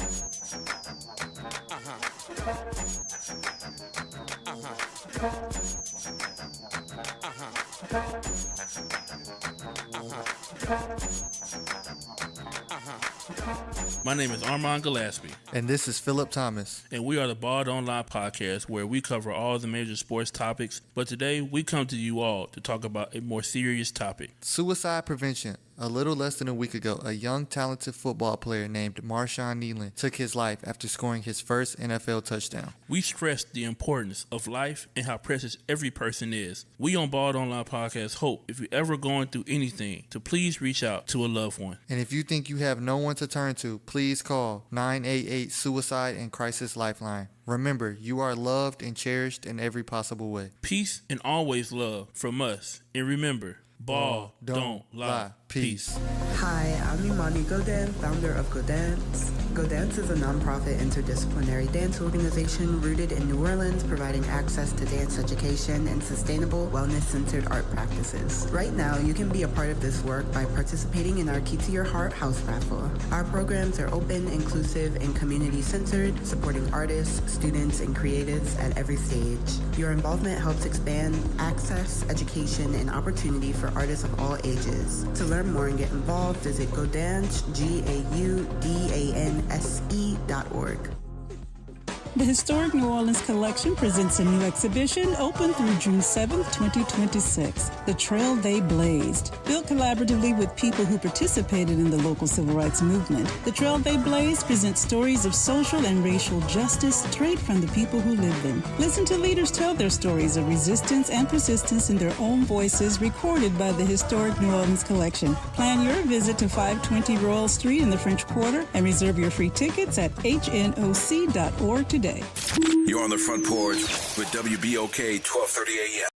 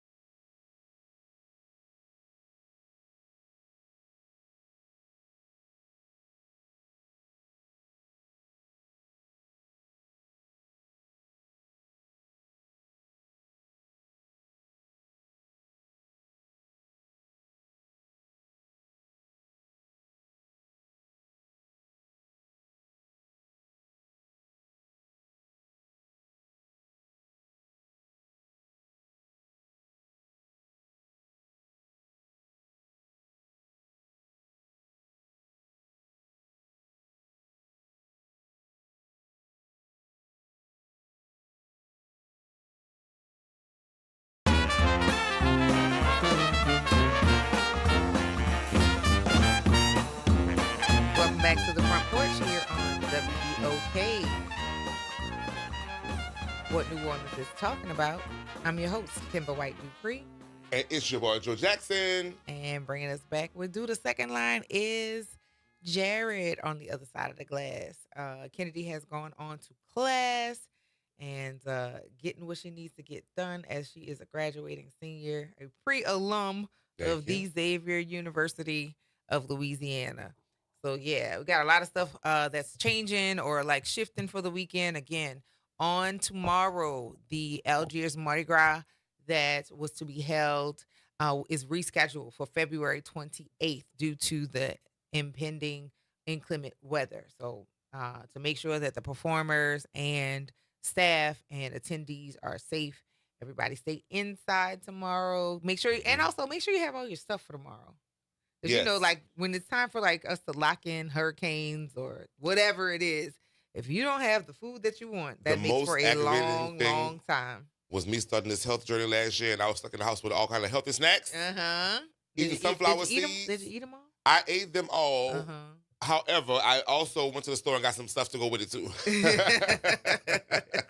You know, I was telling you, and I want to make sure that the listeners across all the platforms, they get access to this app. It's called the Bear app. BEHR, the Bear app. Graylin and I added it to our phones on yesterday, and when you get in, you set up your account. You take a health assessment, and you want to have it connected to your, like your health app that's on your phone, because it'll track your sleep, it'll track your steps, it'll also track like it'll go through like what your diet is, like to see what your health score is, and your best health score is anywhere from 550 and up. Like a credit score. Yeah. Like people want to know their credit score. It gives you a health score. So once you download the Bear it, app. yes, BEHR. And right now, if you join, there's going to be a lottery for $1,000 for the Max Steps Challenge. But there are other things too. You can get onto other challenges, or they'll give you tips and resources based on what your number says. And this is Black owned. This is Black owned, Black funded, Black idea, the whole deal. Yeah. And it also is tracking information that we put in to see what impacts us as Black people particularly. And why is that important? Normally in medical collection of data, they use a certain sample size. But if they don't include symptoms for Black people, then the symptoms that we present, when we tell them like, no, this is actually what I'm feeling, and these are the things, you can use that as a sign for somebody in a different culture because of food, because of our practices, because of the things that are genetically passed on, and also through traditions. That could give you some insight on how to best help us versus saying that nothing is wrong. Right. It doesn't show up in the book. Nothing is, you're fine. So the app is called the Bear Health app. It's BEHR Health, and it's available for Android and for iPhone. Download it ASAP. And while we're talking about health, y'all please go see my friends at NOLA Hype. You hear me? It's right on. I believe it's on Broad. They're offering testing. If you're between 15 and 24, they're paying y'all $25 to come get tested. What? Yes. Hold up. Shout out to Sean. Hold up. NOLA Hype.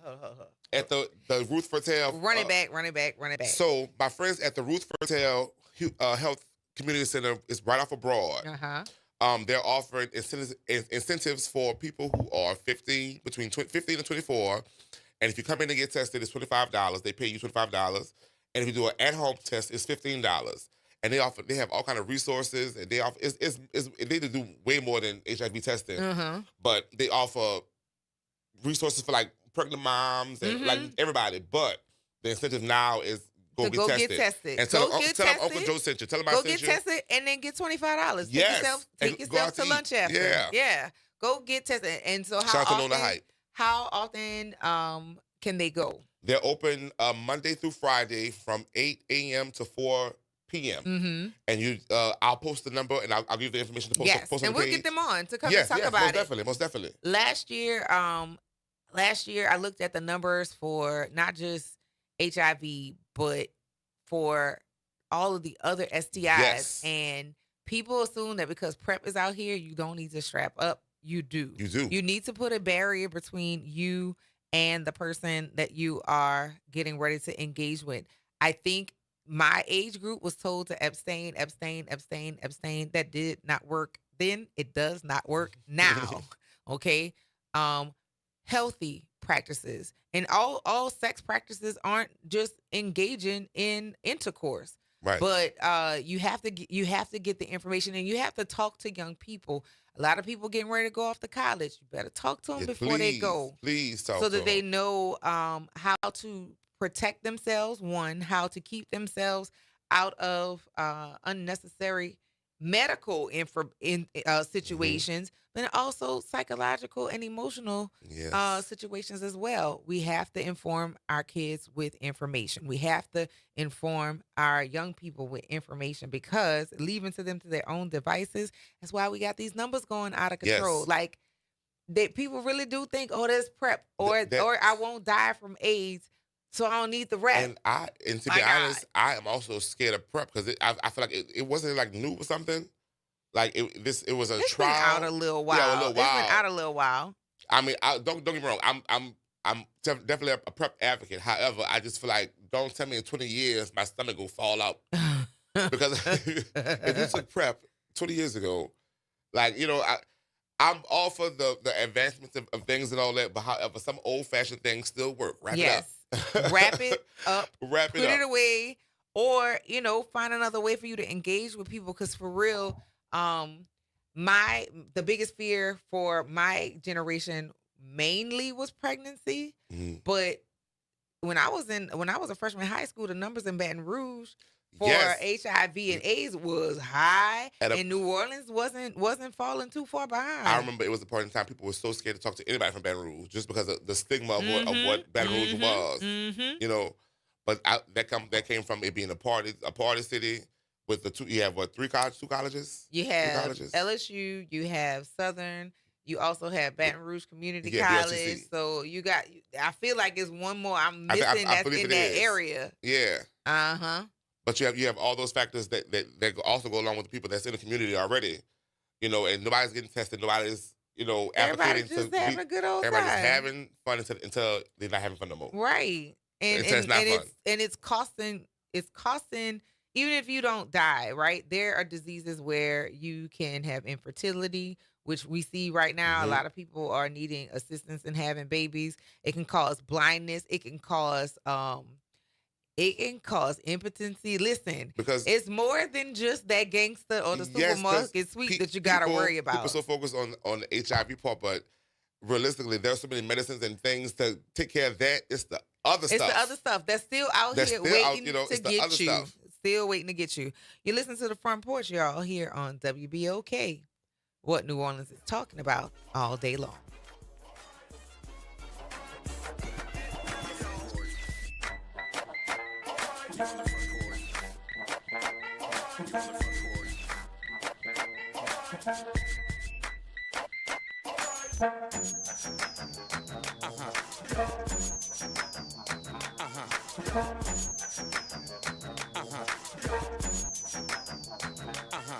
From the campus of Xavier University, WBOK Go and Equity Media Station. I'm Esther Dillard with BIN News Now. The lines were very long. I think I waited about 15 minutes. Folks have been at the grocery store buying provisions as a major winter storm is expected to bring heavy snow and dangerous cold to much of the U.S. this weekend. Forecasters say about 200 million people from New Mexico to New England are under alerts. Former NFL player Kevin Johnson was found murdered in a Los Angeles homeless encampment on Wednesday. The 55-year-old black man died from blunt head trauma and stab wounds while sleeping in the Willowboro area. Johnson played for the Philadelphia Eagles and the Oakland Raiders from 1995 to 1997. And in Virginia, members of the State General Assembly are launching a Virginia Historically Black Colleges and University Caucus this week. The Richmond Free Press reports the focus is to protect the interests of the state's HBCUs they serve. Get BIN News Now on demand 24/7 on the iHeartRadio app. You're on the Front Porch with WBOK 1230 AM. Where you from? Where you from? Where you from?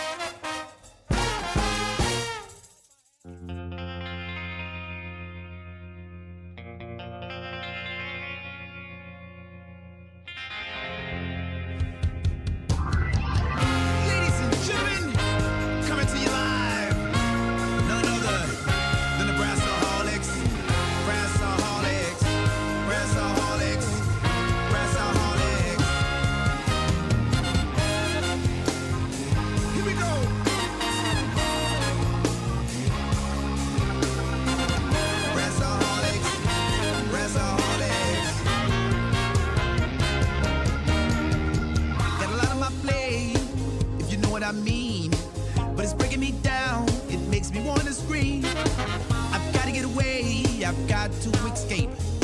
Been one of those days, and I just need a break. I just wanna go home and get some peaceful rest.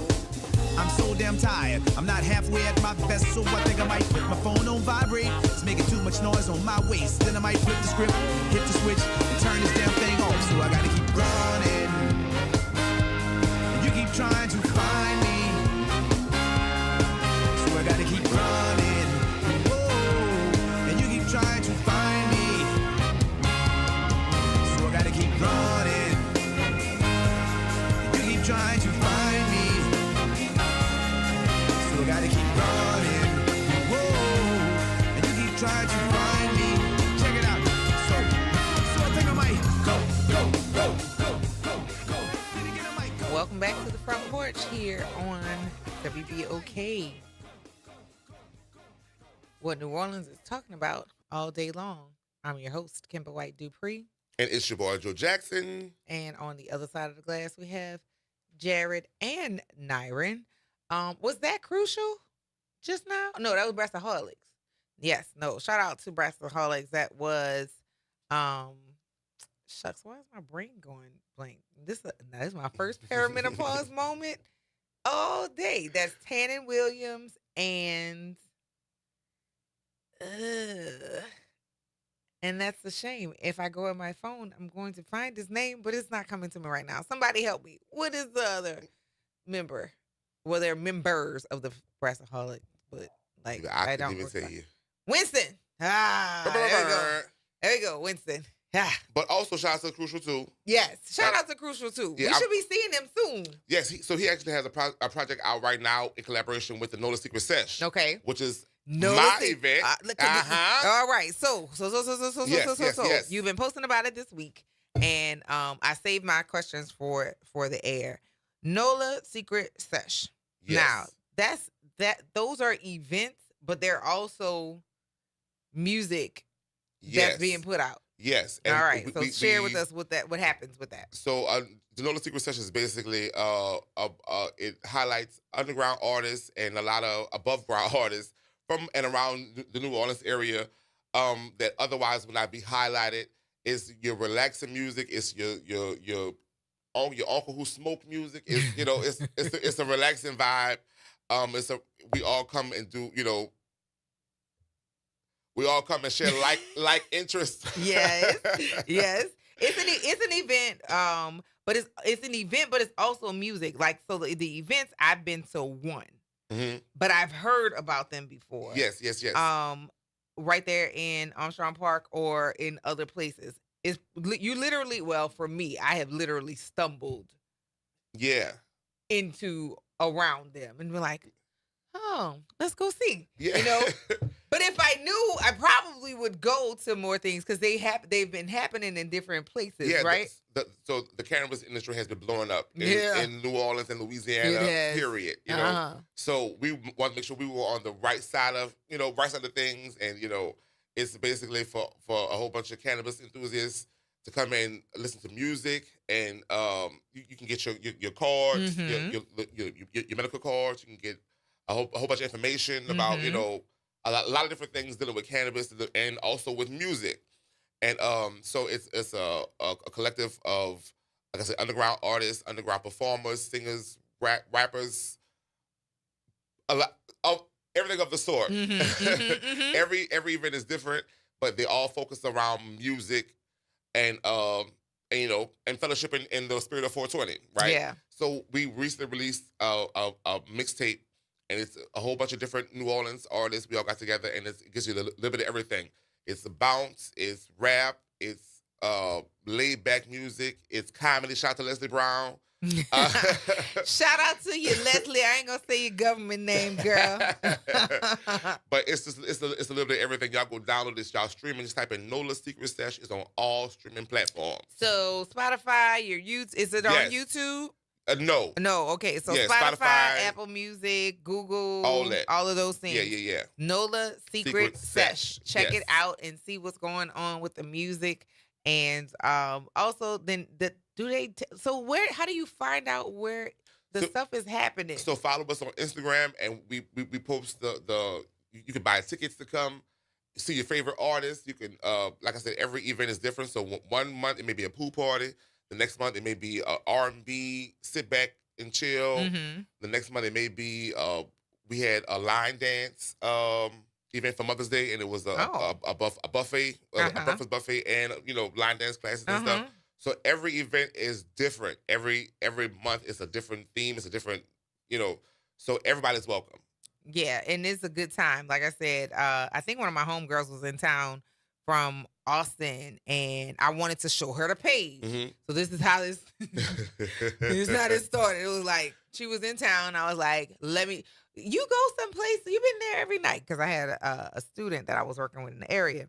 And it was like, where is this? I was like, cool, let's go. So we went over the page, went in there, and then I see all the cars. I see all the people going. I was like, she was like, well, what's going over there? I said, it's a festival. I don't know what it is, but it's a festival. And I ended up seeing Corey Cook. Yeah. And some other people at the door. And it was like, well, what's going on? So we got to go in. I bought these sandals.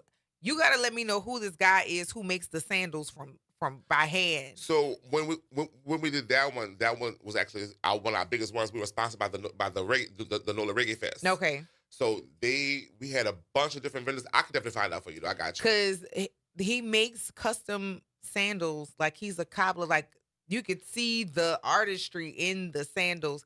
And when I say they are good, if you like to wear flip-flops or slides, they mold to your feet. Because it's leather cut to almost to your feet. The Reggae Fest has some of the best vendors when it comes to like the crafts and like all your homemade stuff. Yes. So they blessed us with their vendor list. They people came out and they sold some of everything. Oh my God! So and I know shout out to them too. I got this hat for grilling, the hat for Jamaica from that particular one, and I got new waist beads. I mean, it was Shout we to had Waist a Love.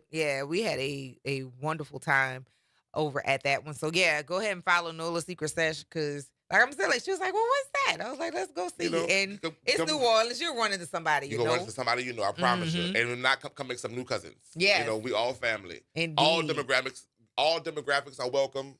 Y'all just come in and be nice. Be nice. That's our only rule. Come in and be nice. Yes. And enjoy the food. I got this ring from that one. I was that day I was shopping. I was shopping down. For that one, I got some African homemade fans and some homemade incense. I got two fans, because they were like 2 for $25, something like that. At that, we might have been at the same booth, but yeah. Check out Nola Secret Sesh. I mean, all the things. It's a good time. And all the vibes. Yes, for real. Download the album. Well, download the mixtape ASAP. Yes. Nice, relaxing music. You hear me? For sure. 504-582-9422. Hello, Elwin. Good morning, Kim. How are you this morning? And say good morning to Joe Jackson. Hey, good morning. Good morning. How you doing? I'm doing fine. How are you today? How did physical therapy go yesterday? I'm at physical therapy. Well, I'm finished physical therapy. I'm about to go home. It's tough now. It's tough now? Yeah, it's tough now. But you built for it. You got this. I'm hanging in there. Yeah, you got this. I got it. Yeah, I got it. It's tough now, but I'm hanging in there. So is it some stuff you have to do at home? Yeah, some stuff. But I need a caretaker with me, and I haven't got one yet. Oh. So we're looking for one. I got the list, what I need to do, but she got to read it. She got to tell me what it is and all that stuff. Gotcha. Well, what you got going on this weekend? Hey, today is Anita Pointer's birthday. I'm going to play Anita Pointer. Oh, happy birthday. Okay. Well, happy birthday. Happy birthday. Anita was she the youngest one? No, that was June. I think it was June. Yeah, so today is her birthday. You have a favorite song by Anita Pointer? Slow Hand. Ah. I believe that. I believe that is your favorite song. There's one of the sisters that's still with us, right? Yeah, that's Ruth. Ruth is the one that's still with us? Yeah, Ruth, yeah. Dang. Okay. And So she did the June, most. it was June, Ruth, Anita, Yeah, and wasn't there a and fourth one? Bonnie. Bonnie Pointer. There we go. Yeah, Bonnie died from a heart attack. Oh, oh. So, and June died. I think June died from cervical cancer, and I think Anita died from breast cancer. Well, happy heavenly birthday to the one and only Anita Pointer. And you have fun listening to Slow Hand, okay? Yeah, not only that, I always think about Anita though. And thank you for I will sharing. tell you the story. I'll tell you the story. When I first went to their concert, I caught a cab. I caught a cab going to the concert up in Little Rock. All right. And the cab driver told me, "Well, you just missed Anita Pointer because I had picked her up and brought her to the arena." And I'm saying, "Oh, why are you telling me this now?" Lord have mercy. Why is she telling me this now? I mean, I was up in Little Rock for a vocational goal, and I did pretty good up there. But I must say, she would be my favorite one out of all of them. But I want them all. But I want them all. But she'll be the favorite one. Say what now? I say, I want them all, but she'll be my favorite one. I understand. Well, happy heavenly birthday to Anita Pointer. I hope you have a wonderful time listening to Slow Hand. And a bunch of other songs that they did. And is that all you have set up for the weekend? Did you get your things ready for this weather we're getting ready to have? No, I'm getting ready to go today. I'm getting ready to go as soon as I leave physical therapy. So I'm going to get my snacks, my fish, and I'll get a bunch of other things too. I found a video of you from my birthday in 23. You found a video of me? When you came to the station on my birthday, I think you had gotten tickets to my birthday party, the Jazz Fest. Yeah.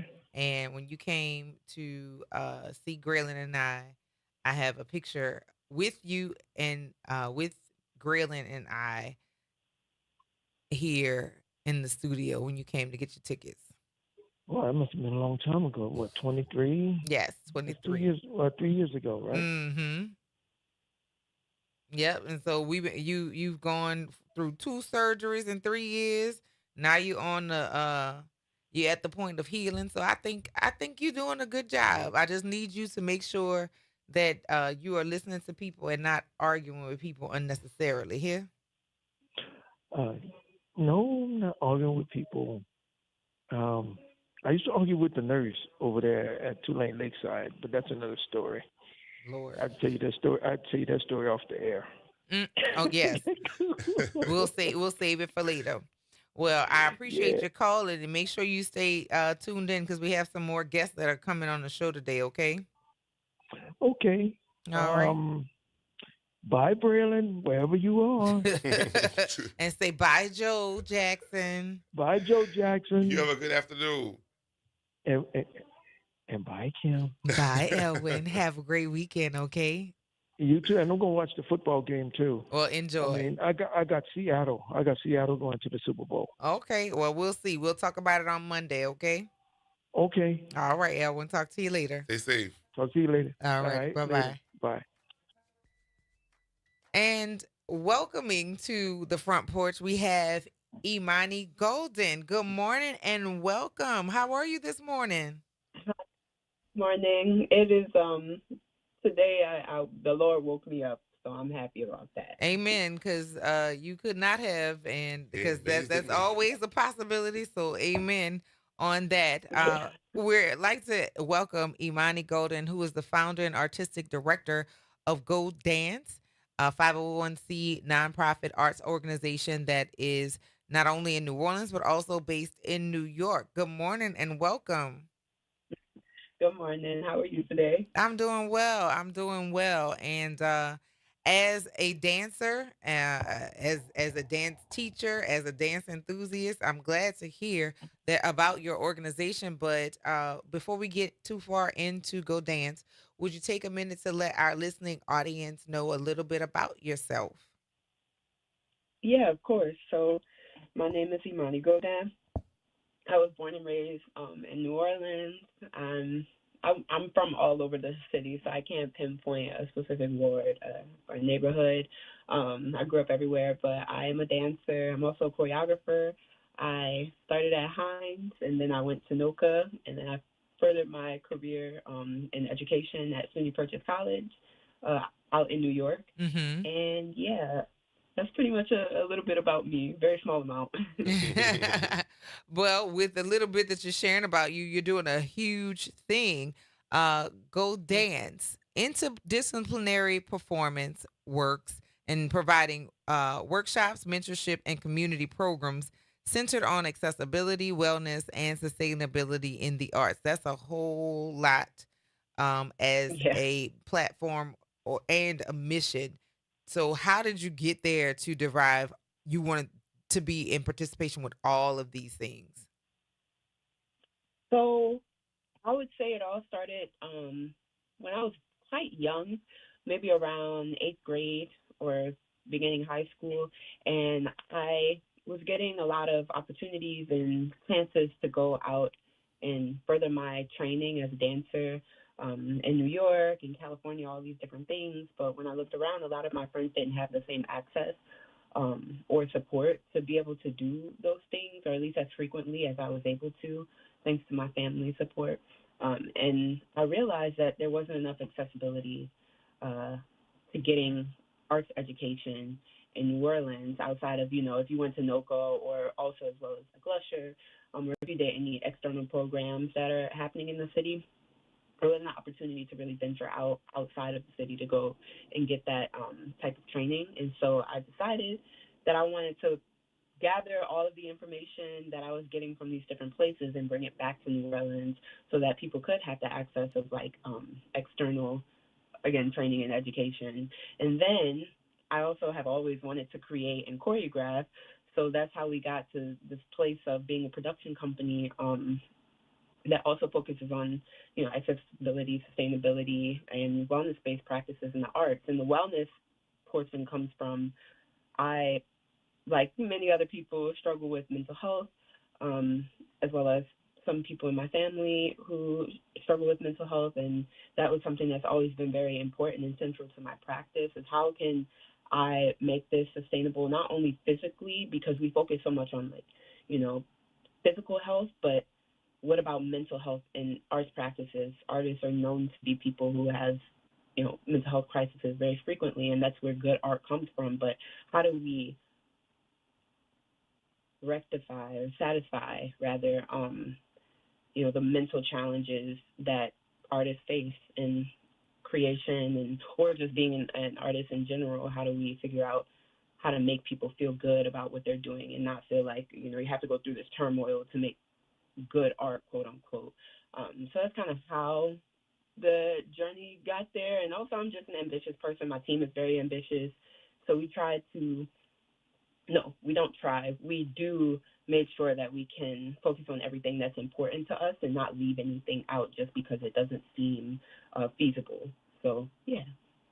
I love it. I am going through the gallery of the different productions that you have on your site, and I see some familiar names. Keisha McKee as your mentor. She is a Front Porch vet, but also she taught my children, and I have also done some productions with Keisha McKee at Ashe over the years. She, along with Catherine Caldwell. So I saw that name. I know it's in good hands. But you're doing something really, really huge right now, and something that could impact somebody's life gigantically. You have a raffle for someone to win a home, a $50 raffle that would allow someone to win a home. And the grand prize is a 3-bedroom, 2-bath, single-family home in New Orleans. And people can go to your website to see the video and images of the house. Can you tell us about what this goes to fund, and just give us some information about this fundraiser? Yeah, of course. So this is our Go Dance's first ever fundraiser. It's also an ambitious one. It's our first ambitious one. And so essentially what this house raffle is, the purpose of it is to support our programming, support the arts in general. Something that we're very adamant about is fair artist pay, so fair livable wages for artists, specifically performing artists, and to get more specific dancers. Also to support our community workshops, we have something called the Say Show series that is based on the life cycle of a plant. And so we look at artists that way as well. You start as a seedling until you start to bear fruit. And then we also have a workshop called Awakening Consciousness, which is focused on physical and mental well-being in artists and creative spaces.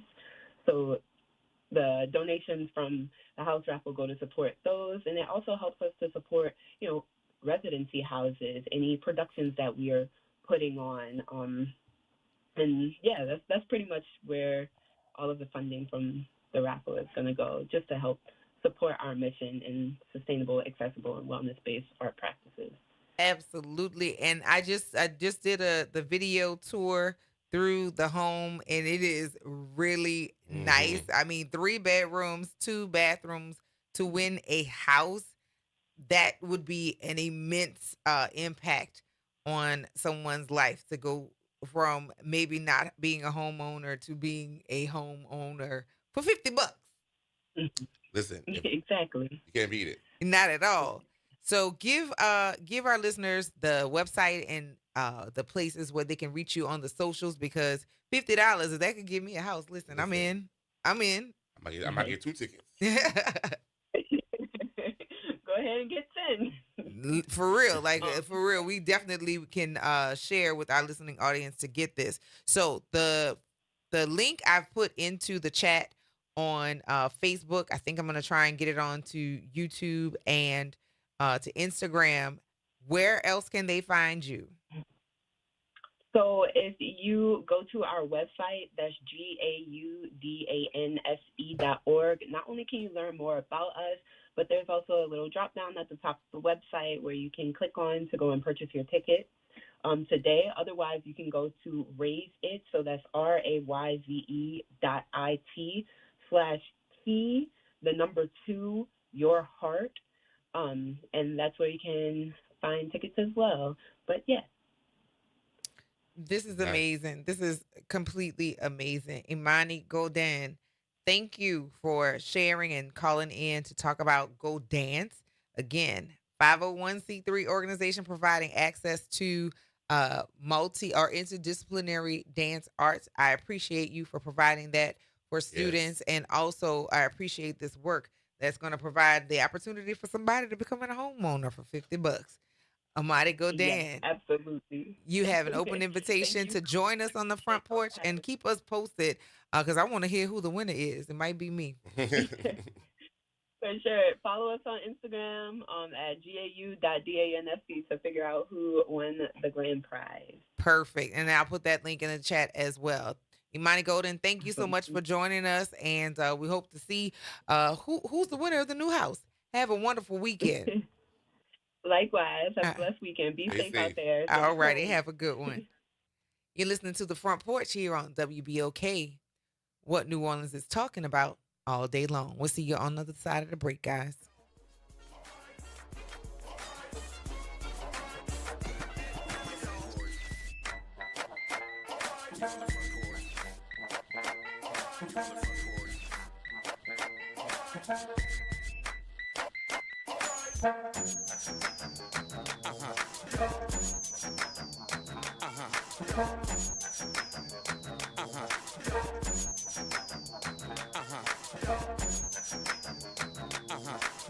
Good morning and happy Friday. I'm Morgan Lentis with WDSU News, and here's a look at today's headlines. As Louisiana braces for bitter cold and icy roads this weekend, Entergy says it is ramping up staffing and staging teams ahead of any potential power outages. We're told crews have been insulating critical power plant equipment, inspecting and maintaining transmission lines, and trimming tree limbs above power lines. As for CLECO, which serves part of the North Shore, that company is taking similar precautions, securing nearly 400 contractors. Those include line contractors and tree trimmers. And state transportation officials are also bracing for potential impacts, saying they are staging salt and brine across the state so they can treat roads as needed. They encourage anyone driving this weekend to call 511 for information on road closures and overall conditions. Then we are learning new details about what Carnival will look like this year as major parades begin to roll this weekend. This Carnival, we will once again be under the protection of a SEER 1 rating, which unlocks additional federal resources. And the NOPD says that serpentine barriers we saw last year set up along St. Charles Avenue will be back this year. Remember, Mardi Gras is coming up on Tuesday, February 17th. And that is a look at today's headlines. I'm Morgan Lentis with WDSU News. Have a great day. This is the Bloomberg Black Business Beat, brought to you by Lowe's.com.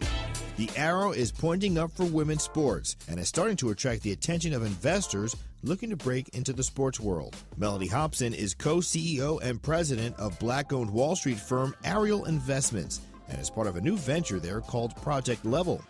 It's dedicated to investing in women's sports.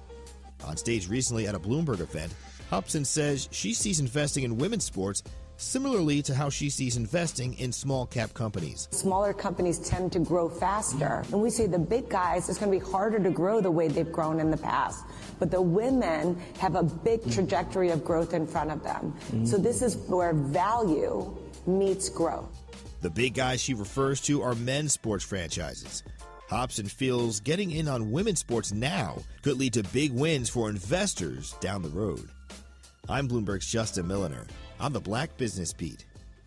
Life insurance is one of those things that just about everybody needs, but few people actually have. Hey, if you die unexpectedly without life insurance, guess what? You'll leave your family with even a bigger mess. Life insurance will help replace your family's income. It'll help cover burial expenses. Life insurance can even help pay off debt like credit cards and medical bills. Life insurance can even pay for college. And if you own a business and you die, life insurance can help your business from collapsing. It can even help cover estate taxes. Life insurance has never been more affordable and needed. Plus, you can always shop around even if you have a plan and save some money. So call the Life Insurance Quote Line right now for free pricing information.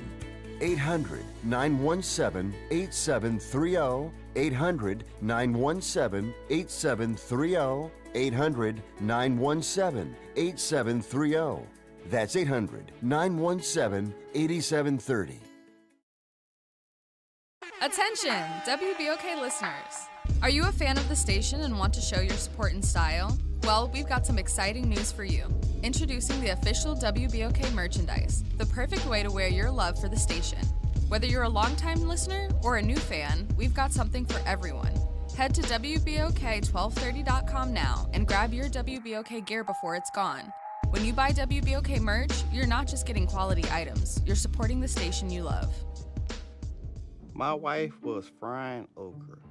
She's from Mississippi, so that's her favorite thing to do. She left the burner on high, and it didn't take long to ignite. So I ran to the stove, grabbed the pot, and that's when I got burned from a grease fire. And yes, the pain was, it was bad. Oh, Blue Cross treated me great with the recovery process. On the financial side, it would be expensive without Blue Cross. And that's what I was worrying about because I was out of work for 3 months. I'm Chad. I'm from Baton Rouge, and I had Blue Cross for 10 years. I don't eat fried okra. That's the funniest story. Louisiana Blue. The right card, the right care.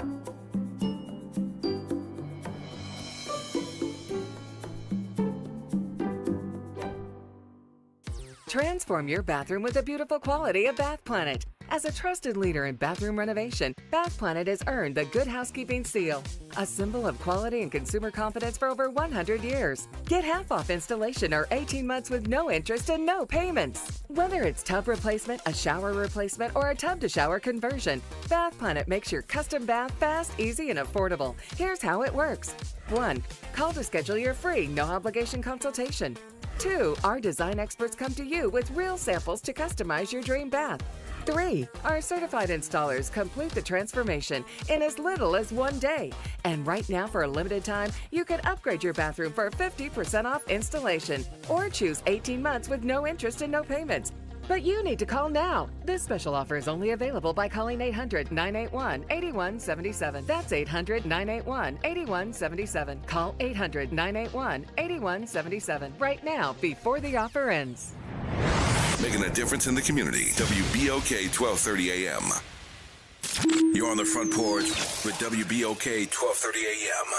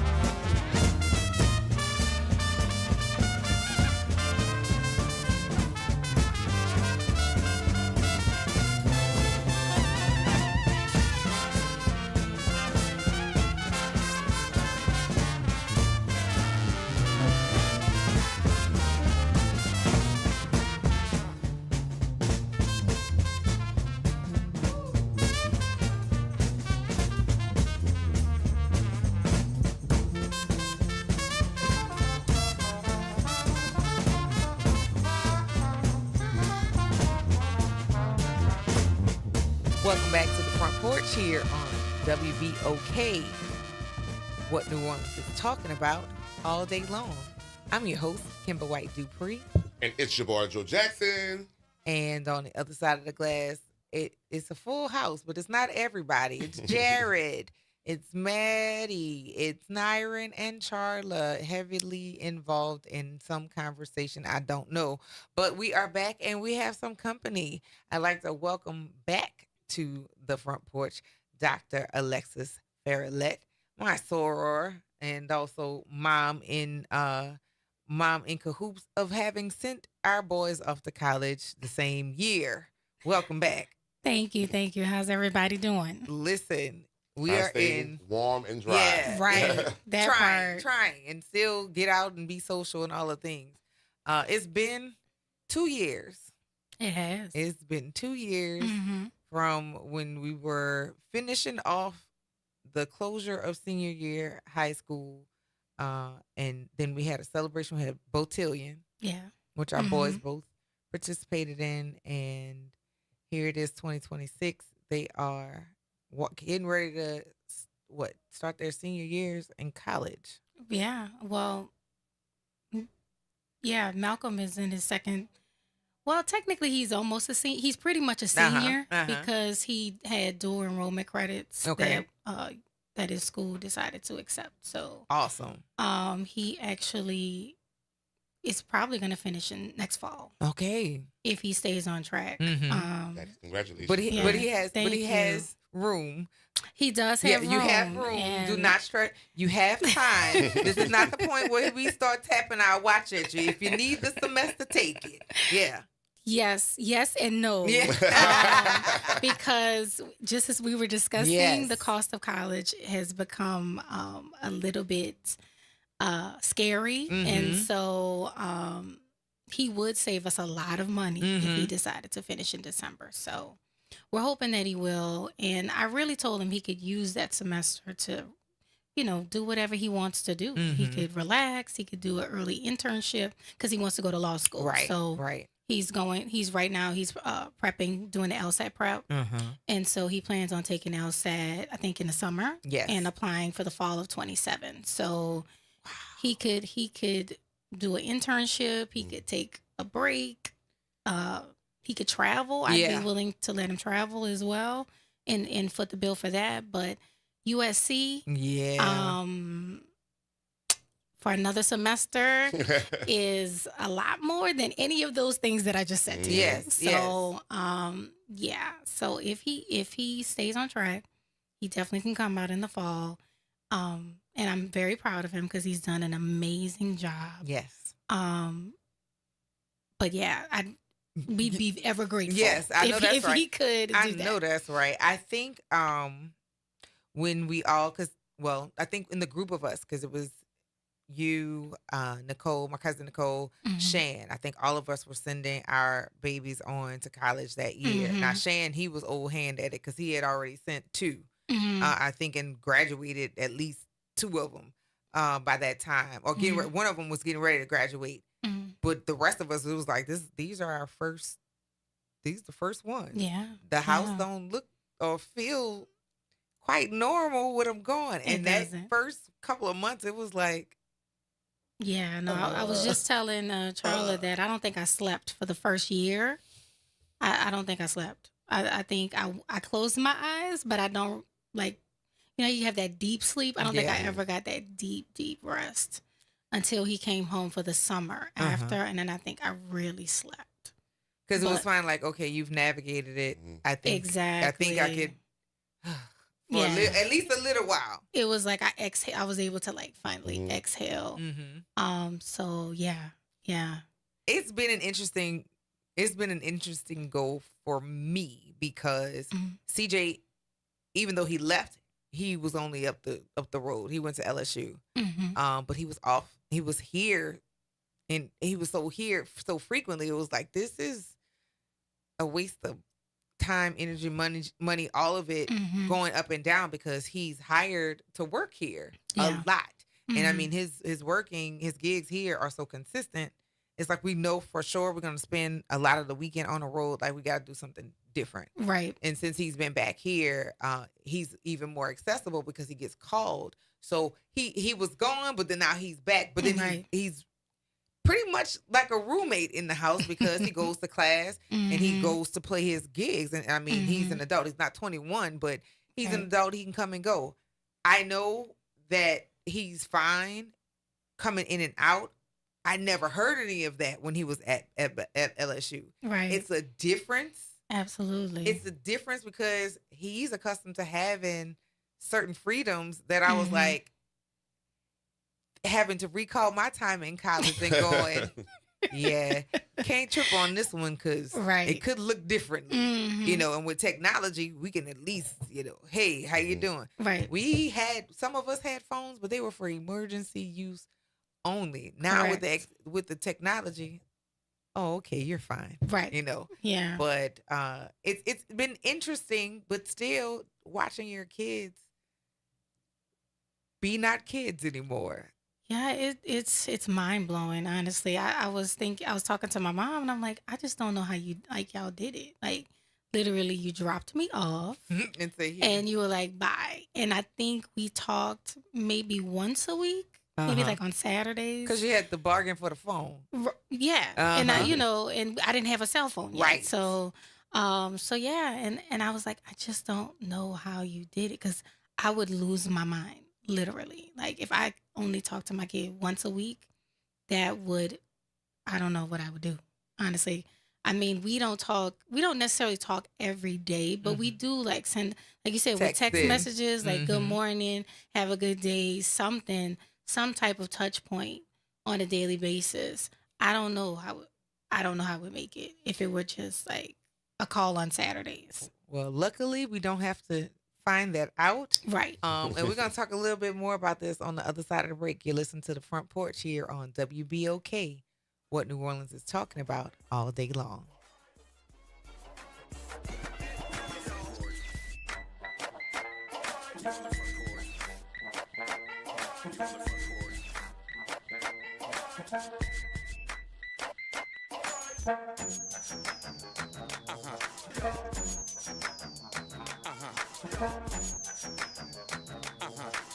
Real issues, real talk. Real solutions. Miss an episode of The Reality Check? You can catch every episode anytime. Search WBOK Media on your favorite podcast app to tap the bold commentary, real-time reactions, and powerful perspectives from the people and leaders shaping our city. Download, share, and rate it 5 stars because the real ones always stay informed. It's Off the Top with Norman Robinson on WBOK 1230 AM. Pardon me if I'm not surprised that the state of Louisiana has put the kibosh on DEI. Governor Jeff Landry says he wants to return to the way it used to be. Hell, the way it used to be? Does that include slavery and Jim Crow laws? Landry insists his reasoning for removing the diversity, equity, and inclusion language from state civil service hiring policy is to shift the focus back to strict merit-based employment, as if there was such a thing ever.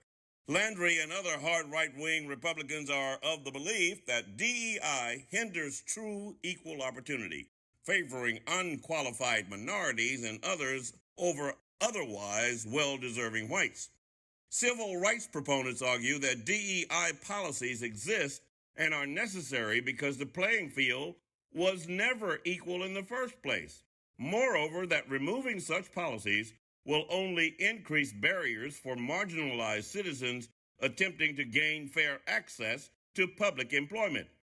Now, I'm old enough to remember what it was like prior to the passage of the Civil Rights Act, when African Americans were still being subjected to centuries-old systemic discrimination and exclusion that left blacks and women underrepresented in the education and job field. It's indisputable that the United States has a long history of discrimination. Affirmative action programs were created after the Civil Rights Movement to counteract such discrimination. Lest we forget, it was the Trump administration that began the nationwide attack on DEI. And now with the backlash underway to seemingly undermine the progress of African Americans and other marginalized groups, I have serious doubts about whether removing DEI programs will bode well for the marginalized. I'm equally troubled by the statement made by Trump recently, alleging that whites were treated badly by the Civil Rights Act. Let that sink in. This is Norman Robinson Off the Top. Hi, I'm Imani Godin, founder of Godance. Godance is a nonprofit interdisciplinary dance organization rooted in New Orleans, providing access to dance education and sustainable, wellness-centered art practices. Right now, you can be a part of this work by participating in our Key to Your Heart house raffle. Our programs are open, inclusive, and community-centered, supporting artists, students, and creatives at every stage. Your involvement helps expand access, education, and opportunity for artists of all ages. To learn more and get involved, visit Godance, GAUDANSE.org. This is The Law and Your Legacy. I'm attorney Pete Hamilton. I'm attorney Ryan Hamilton. If you had $1 million, would you leave it to an 18-year-old? Hopefully not, but that's exactly what can happen with a simple will. The money goes straight to your kids when they hit the legal age, no guardrails. A trust lets you control when and how they receive their inheritance. You can set ages, milestones, or even make sure they finish school first. Give them security, not a spending spree. This is not legal advice. That's just a tip brought to you by Liberty Bank and Trust. For more information, go to libertybank.net or contact us at 504-915-5016. Life Care provides valuable whole life insurance to cover final expenses such as medical bills, burial costs, and unpaid debt. A final expense insurance policy is fast, easy, affordable life insurance that's available to anyone between the ages of 50 and 80. No medical exams, no lengthy questionnaires, and no waiting period. The application process is quick and easy. You can even apply without having to undergo a medical examination. Just answer a few questions and we'll do the rest. With the average funeral cost skyrocketing to $11,000 and Social Security only paying $255, you need simple, affordable peace of mind for you and your whole family. Don't leave behind unpaid expenses that, if left unattended, will burden your family tremendously. Benefits include a guaranteed premium that will never increase, a guaranteed cash value, and a guaranteed death benefit that can never decrease. To find out how you can get final expense insurance with a guaranteed lifetime rate lock, call LifeCare at 800-571-9955. That's 800-571-9955. 800-571-9955. You're on the Front Porch with WBOK 1230 AM. Ha, oh, ha, yeah, ha, come on, ha, yeah, feel, roll.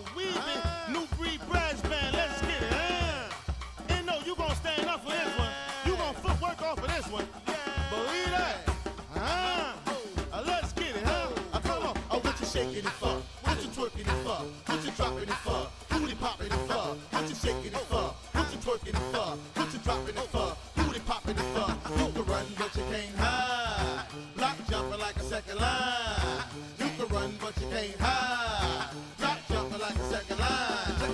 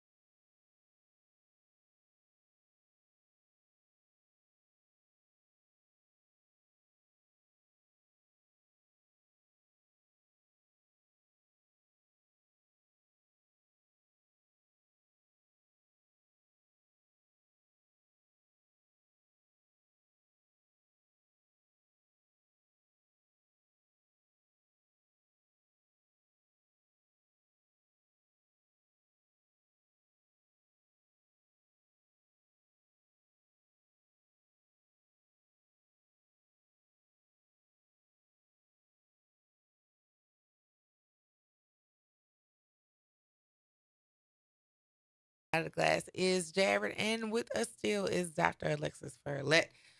We are recounting our stories of being parents, of our children being in college, and also blending some of the college stuff things. You're looking at your experience. I hope that parents do this, because I find that I have to, before I get completely bent out of shape, reference my age and my actions before I start addressing my kids, because the hypocritical way that people tend to admonish people, not recognizing that, listen, there's some Polaroids somewhere of some things that you might have done, and there's somebody somewhere that can tell the story of So as a parent, I practice that.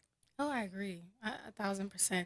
And I would say not just Polaroids, but probably videos. Because we are the age of we are the age of the camcorder. I know some people was shaking their boots when that Freaknik documentary came out. Not me, because I never went. But I'm sure that if I took the time to skim through, I probably would see some feet. Oh, I know who that. Oh, girl. Ooh. Yeah, that would be the entire conversation. College costs. I know you said that if the early semester, if he's able to finish early, a semester ahead, he'll have the opportunity to experience some other things that won't be as much as a semester. Yes, that ma'am. statement is insane. Yes. No, I mean, it's real, but it is insane. You can look it up. Look up USC's tuition, and you'll see. Now, my kid does have scholarships, but as you said, it doesn't cover everything. It does not cover everything. We are supplementing what isn't covered, and it's been a lot, but we don't mind, because we only have one. Now, those kids, those parents that have more than one kid. Yeah, we got one more coming out. Listen, get ready to slide I feel through. you. Yeah, get ready to slide through. It was like, should I take college course? Yes. Oh, absolutely. Yes. I can't say enough about how important it is to do dual enrollment if you can get it. I really think high schools nowadays, especially with the new federal changes to the caps and the federal loans, one of the ways that we can probably fight against that is to try to get them into the college courses very early, especially as early as possible. Yes, especially for those prerequisite courses. Those are easily transferable. Your English, your histories, your maths, even your electives, those are easily transferable. So even if you have aspirations to go into a school that's farther away from where you are, take the classes at a school that's here if it's available. And oftentimes when you take your classes as a dual enrollment, you don't pay the full cost of tuition. For most schools. For a lot of the schools. And be mindful when you're searching to take those classes earlier. Again, psychology is 101 is a class. English, math, history, those are required for all majors. Your sciences. Absolutely. Those things are classes you can take, and depending upon your major, if you're planning on going to health sciences, why not take your what is it, your physiologies and your anatomies if it's available to you then. Absolutely. Yeah. As a college professor, I'm always going to endorse dual enrollment. I've been posting about it since my kid took his first dual enrollment class, I think the summer, that COVID summer, before his sophomore year. Right. He took his first math that summer. And so he was able to, his school accepted the Math 130 and I believe English 101. What we did find out, I think a lot of parents, you should probably ask these questions as your children are looking at schools, is so they take the dual enrollment. Some schools only take dual enrollment that's taken on college campuses. So some high schools do teach, like they let them take their courses at the in the building. I think just ask, like make sure you ask your whatever schools that your kids are looking at. Just ask them, like, what dual enrollment courses are you taking? Are you taking any dual enrollment? Or are you taking specifically the ones that are taken on college campuses? My son had a mixture of both. So they only took the ones that he took on a college campus with college students. So, but still worked for us because he's still going to be able to finish early if he would like to. But yeah, definitely, I can't emphasize enough how that's going to change the way college is done. I'm a big fan of getting as many credits as you can. And then even if you can finish with an associate's, for those who can, finish with an associate's and then do another 2 years at a 4-year, that would be great. Especially if you're going to do a state school, as you said. Yes. But with the caps on the amount of loans that you can take out for your kid, as parents, even as well, it's been a cap on, not cap, but it's been a lower limit, number on the amount that students can take out. It's really going to make higher education really inaccessible for a lot of us that don't have the means, right? Who can't pay cash. And so, I would just say moving forward for parents who have kids that are in high school now, or about to approach high school, look at the requirements to take dual enrollment courses, because some colleges do have, you have to have a certain score in ACT or what have you, and see if it works for your kid, and try one over the summer. Try that first. That's what we did first. We tried it over the summer and he was successful. So I was like, okay, great. So take another one. Right. And he took another one, I think in the spring. And so that worked. And then his school had some classes that they had taken as well. So, but no, dual enrollment is guaranteed college credit. I know somebody's probably thinking, well, what about AP classes? Well, AP classes are good, but you do have to have a certain score in order to get credit. And then it depends. It's at the discretion of the school if what score you have to have, right? So the highest is a 5. They may say, you need a 3. Some schools say you need a 4. Some say you need a 5. It just depends on what school. What it requires. And so with that in mind, I think we're going to probably get into a series about that because it's almost time for us who are getting ready to send our babies on class of 2026. I am one of those parents, and I have a little more experience, but I definitely have a lot more resources that I want to make sure that our listening audience has access to. Dr. Alexis Farrellette, thank you so much for joining us here today. Of course. And the real Joe Jackson. The one and only. Yes, thank you for joining us here on the Front Porch.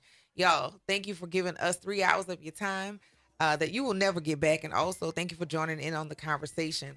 Make sure that you do something nice for somebody because it's a nice thing to do, and you take care of yourself and each other. We'll be here. Well, we're going to see about this weather on Monday. And until then, y'all be cool. Take care of yourselves, and we'll see you on the flip. Have a great weekend.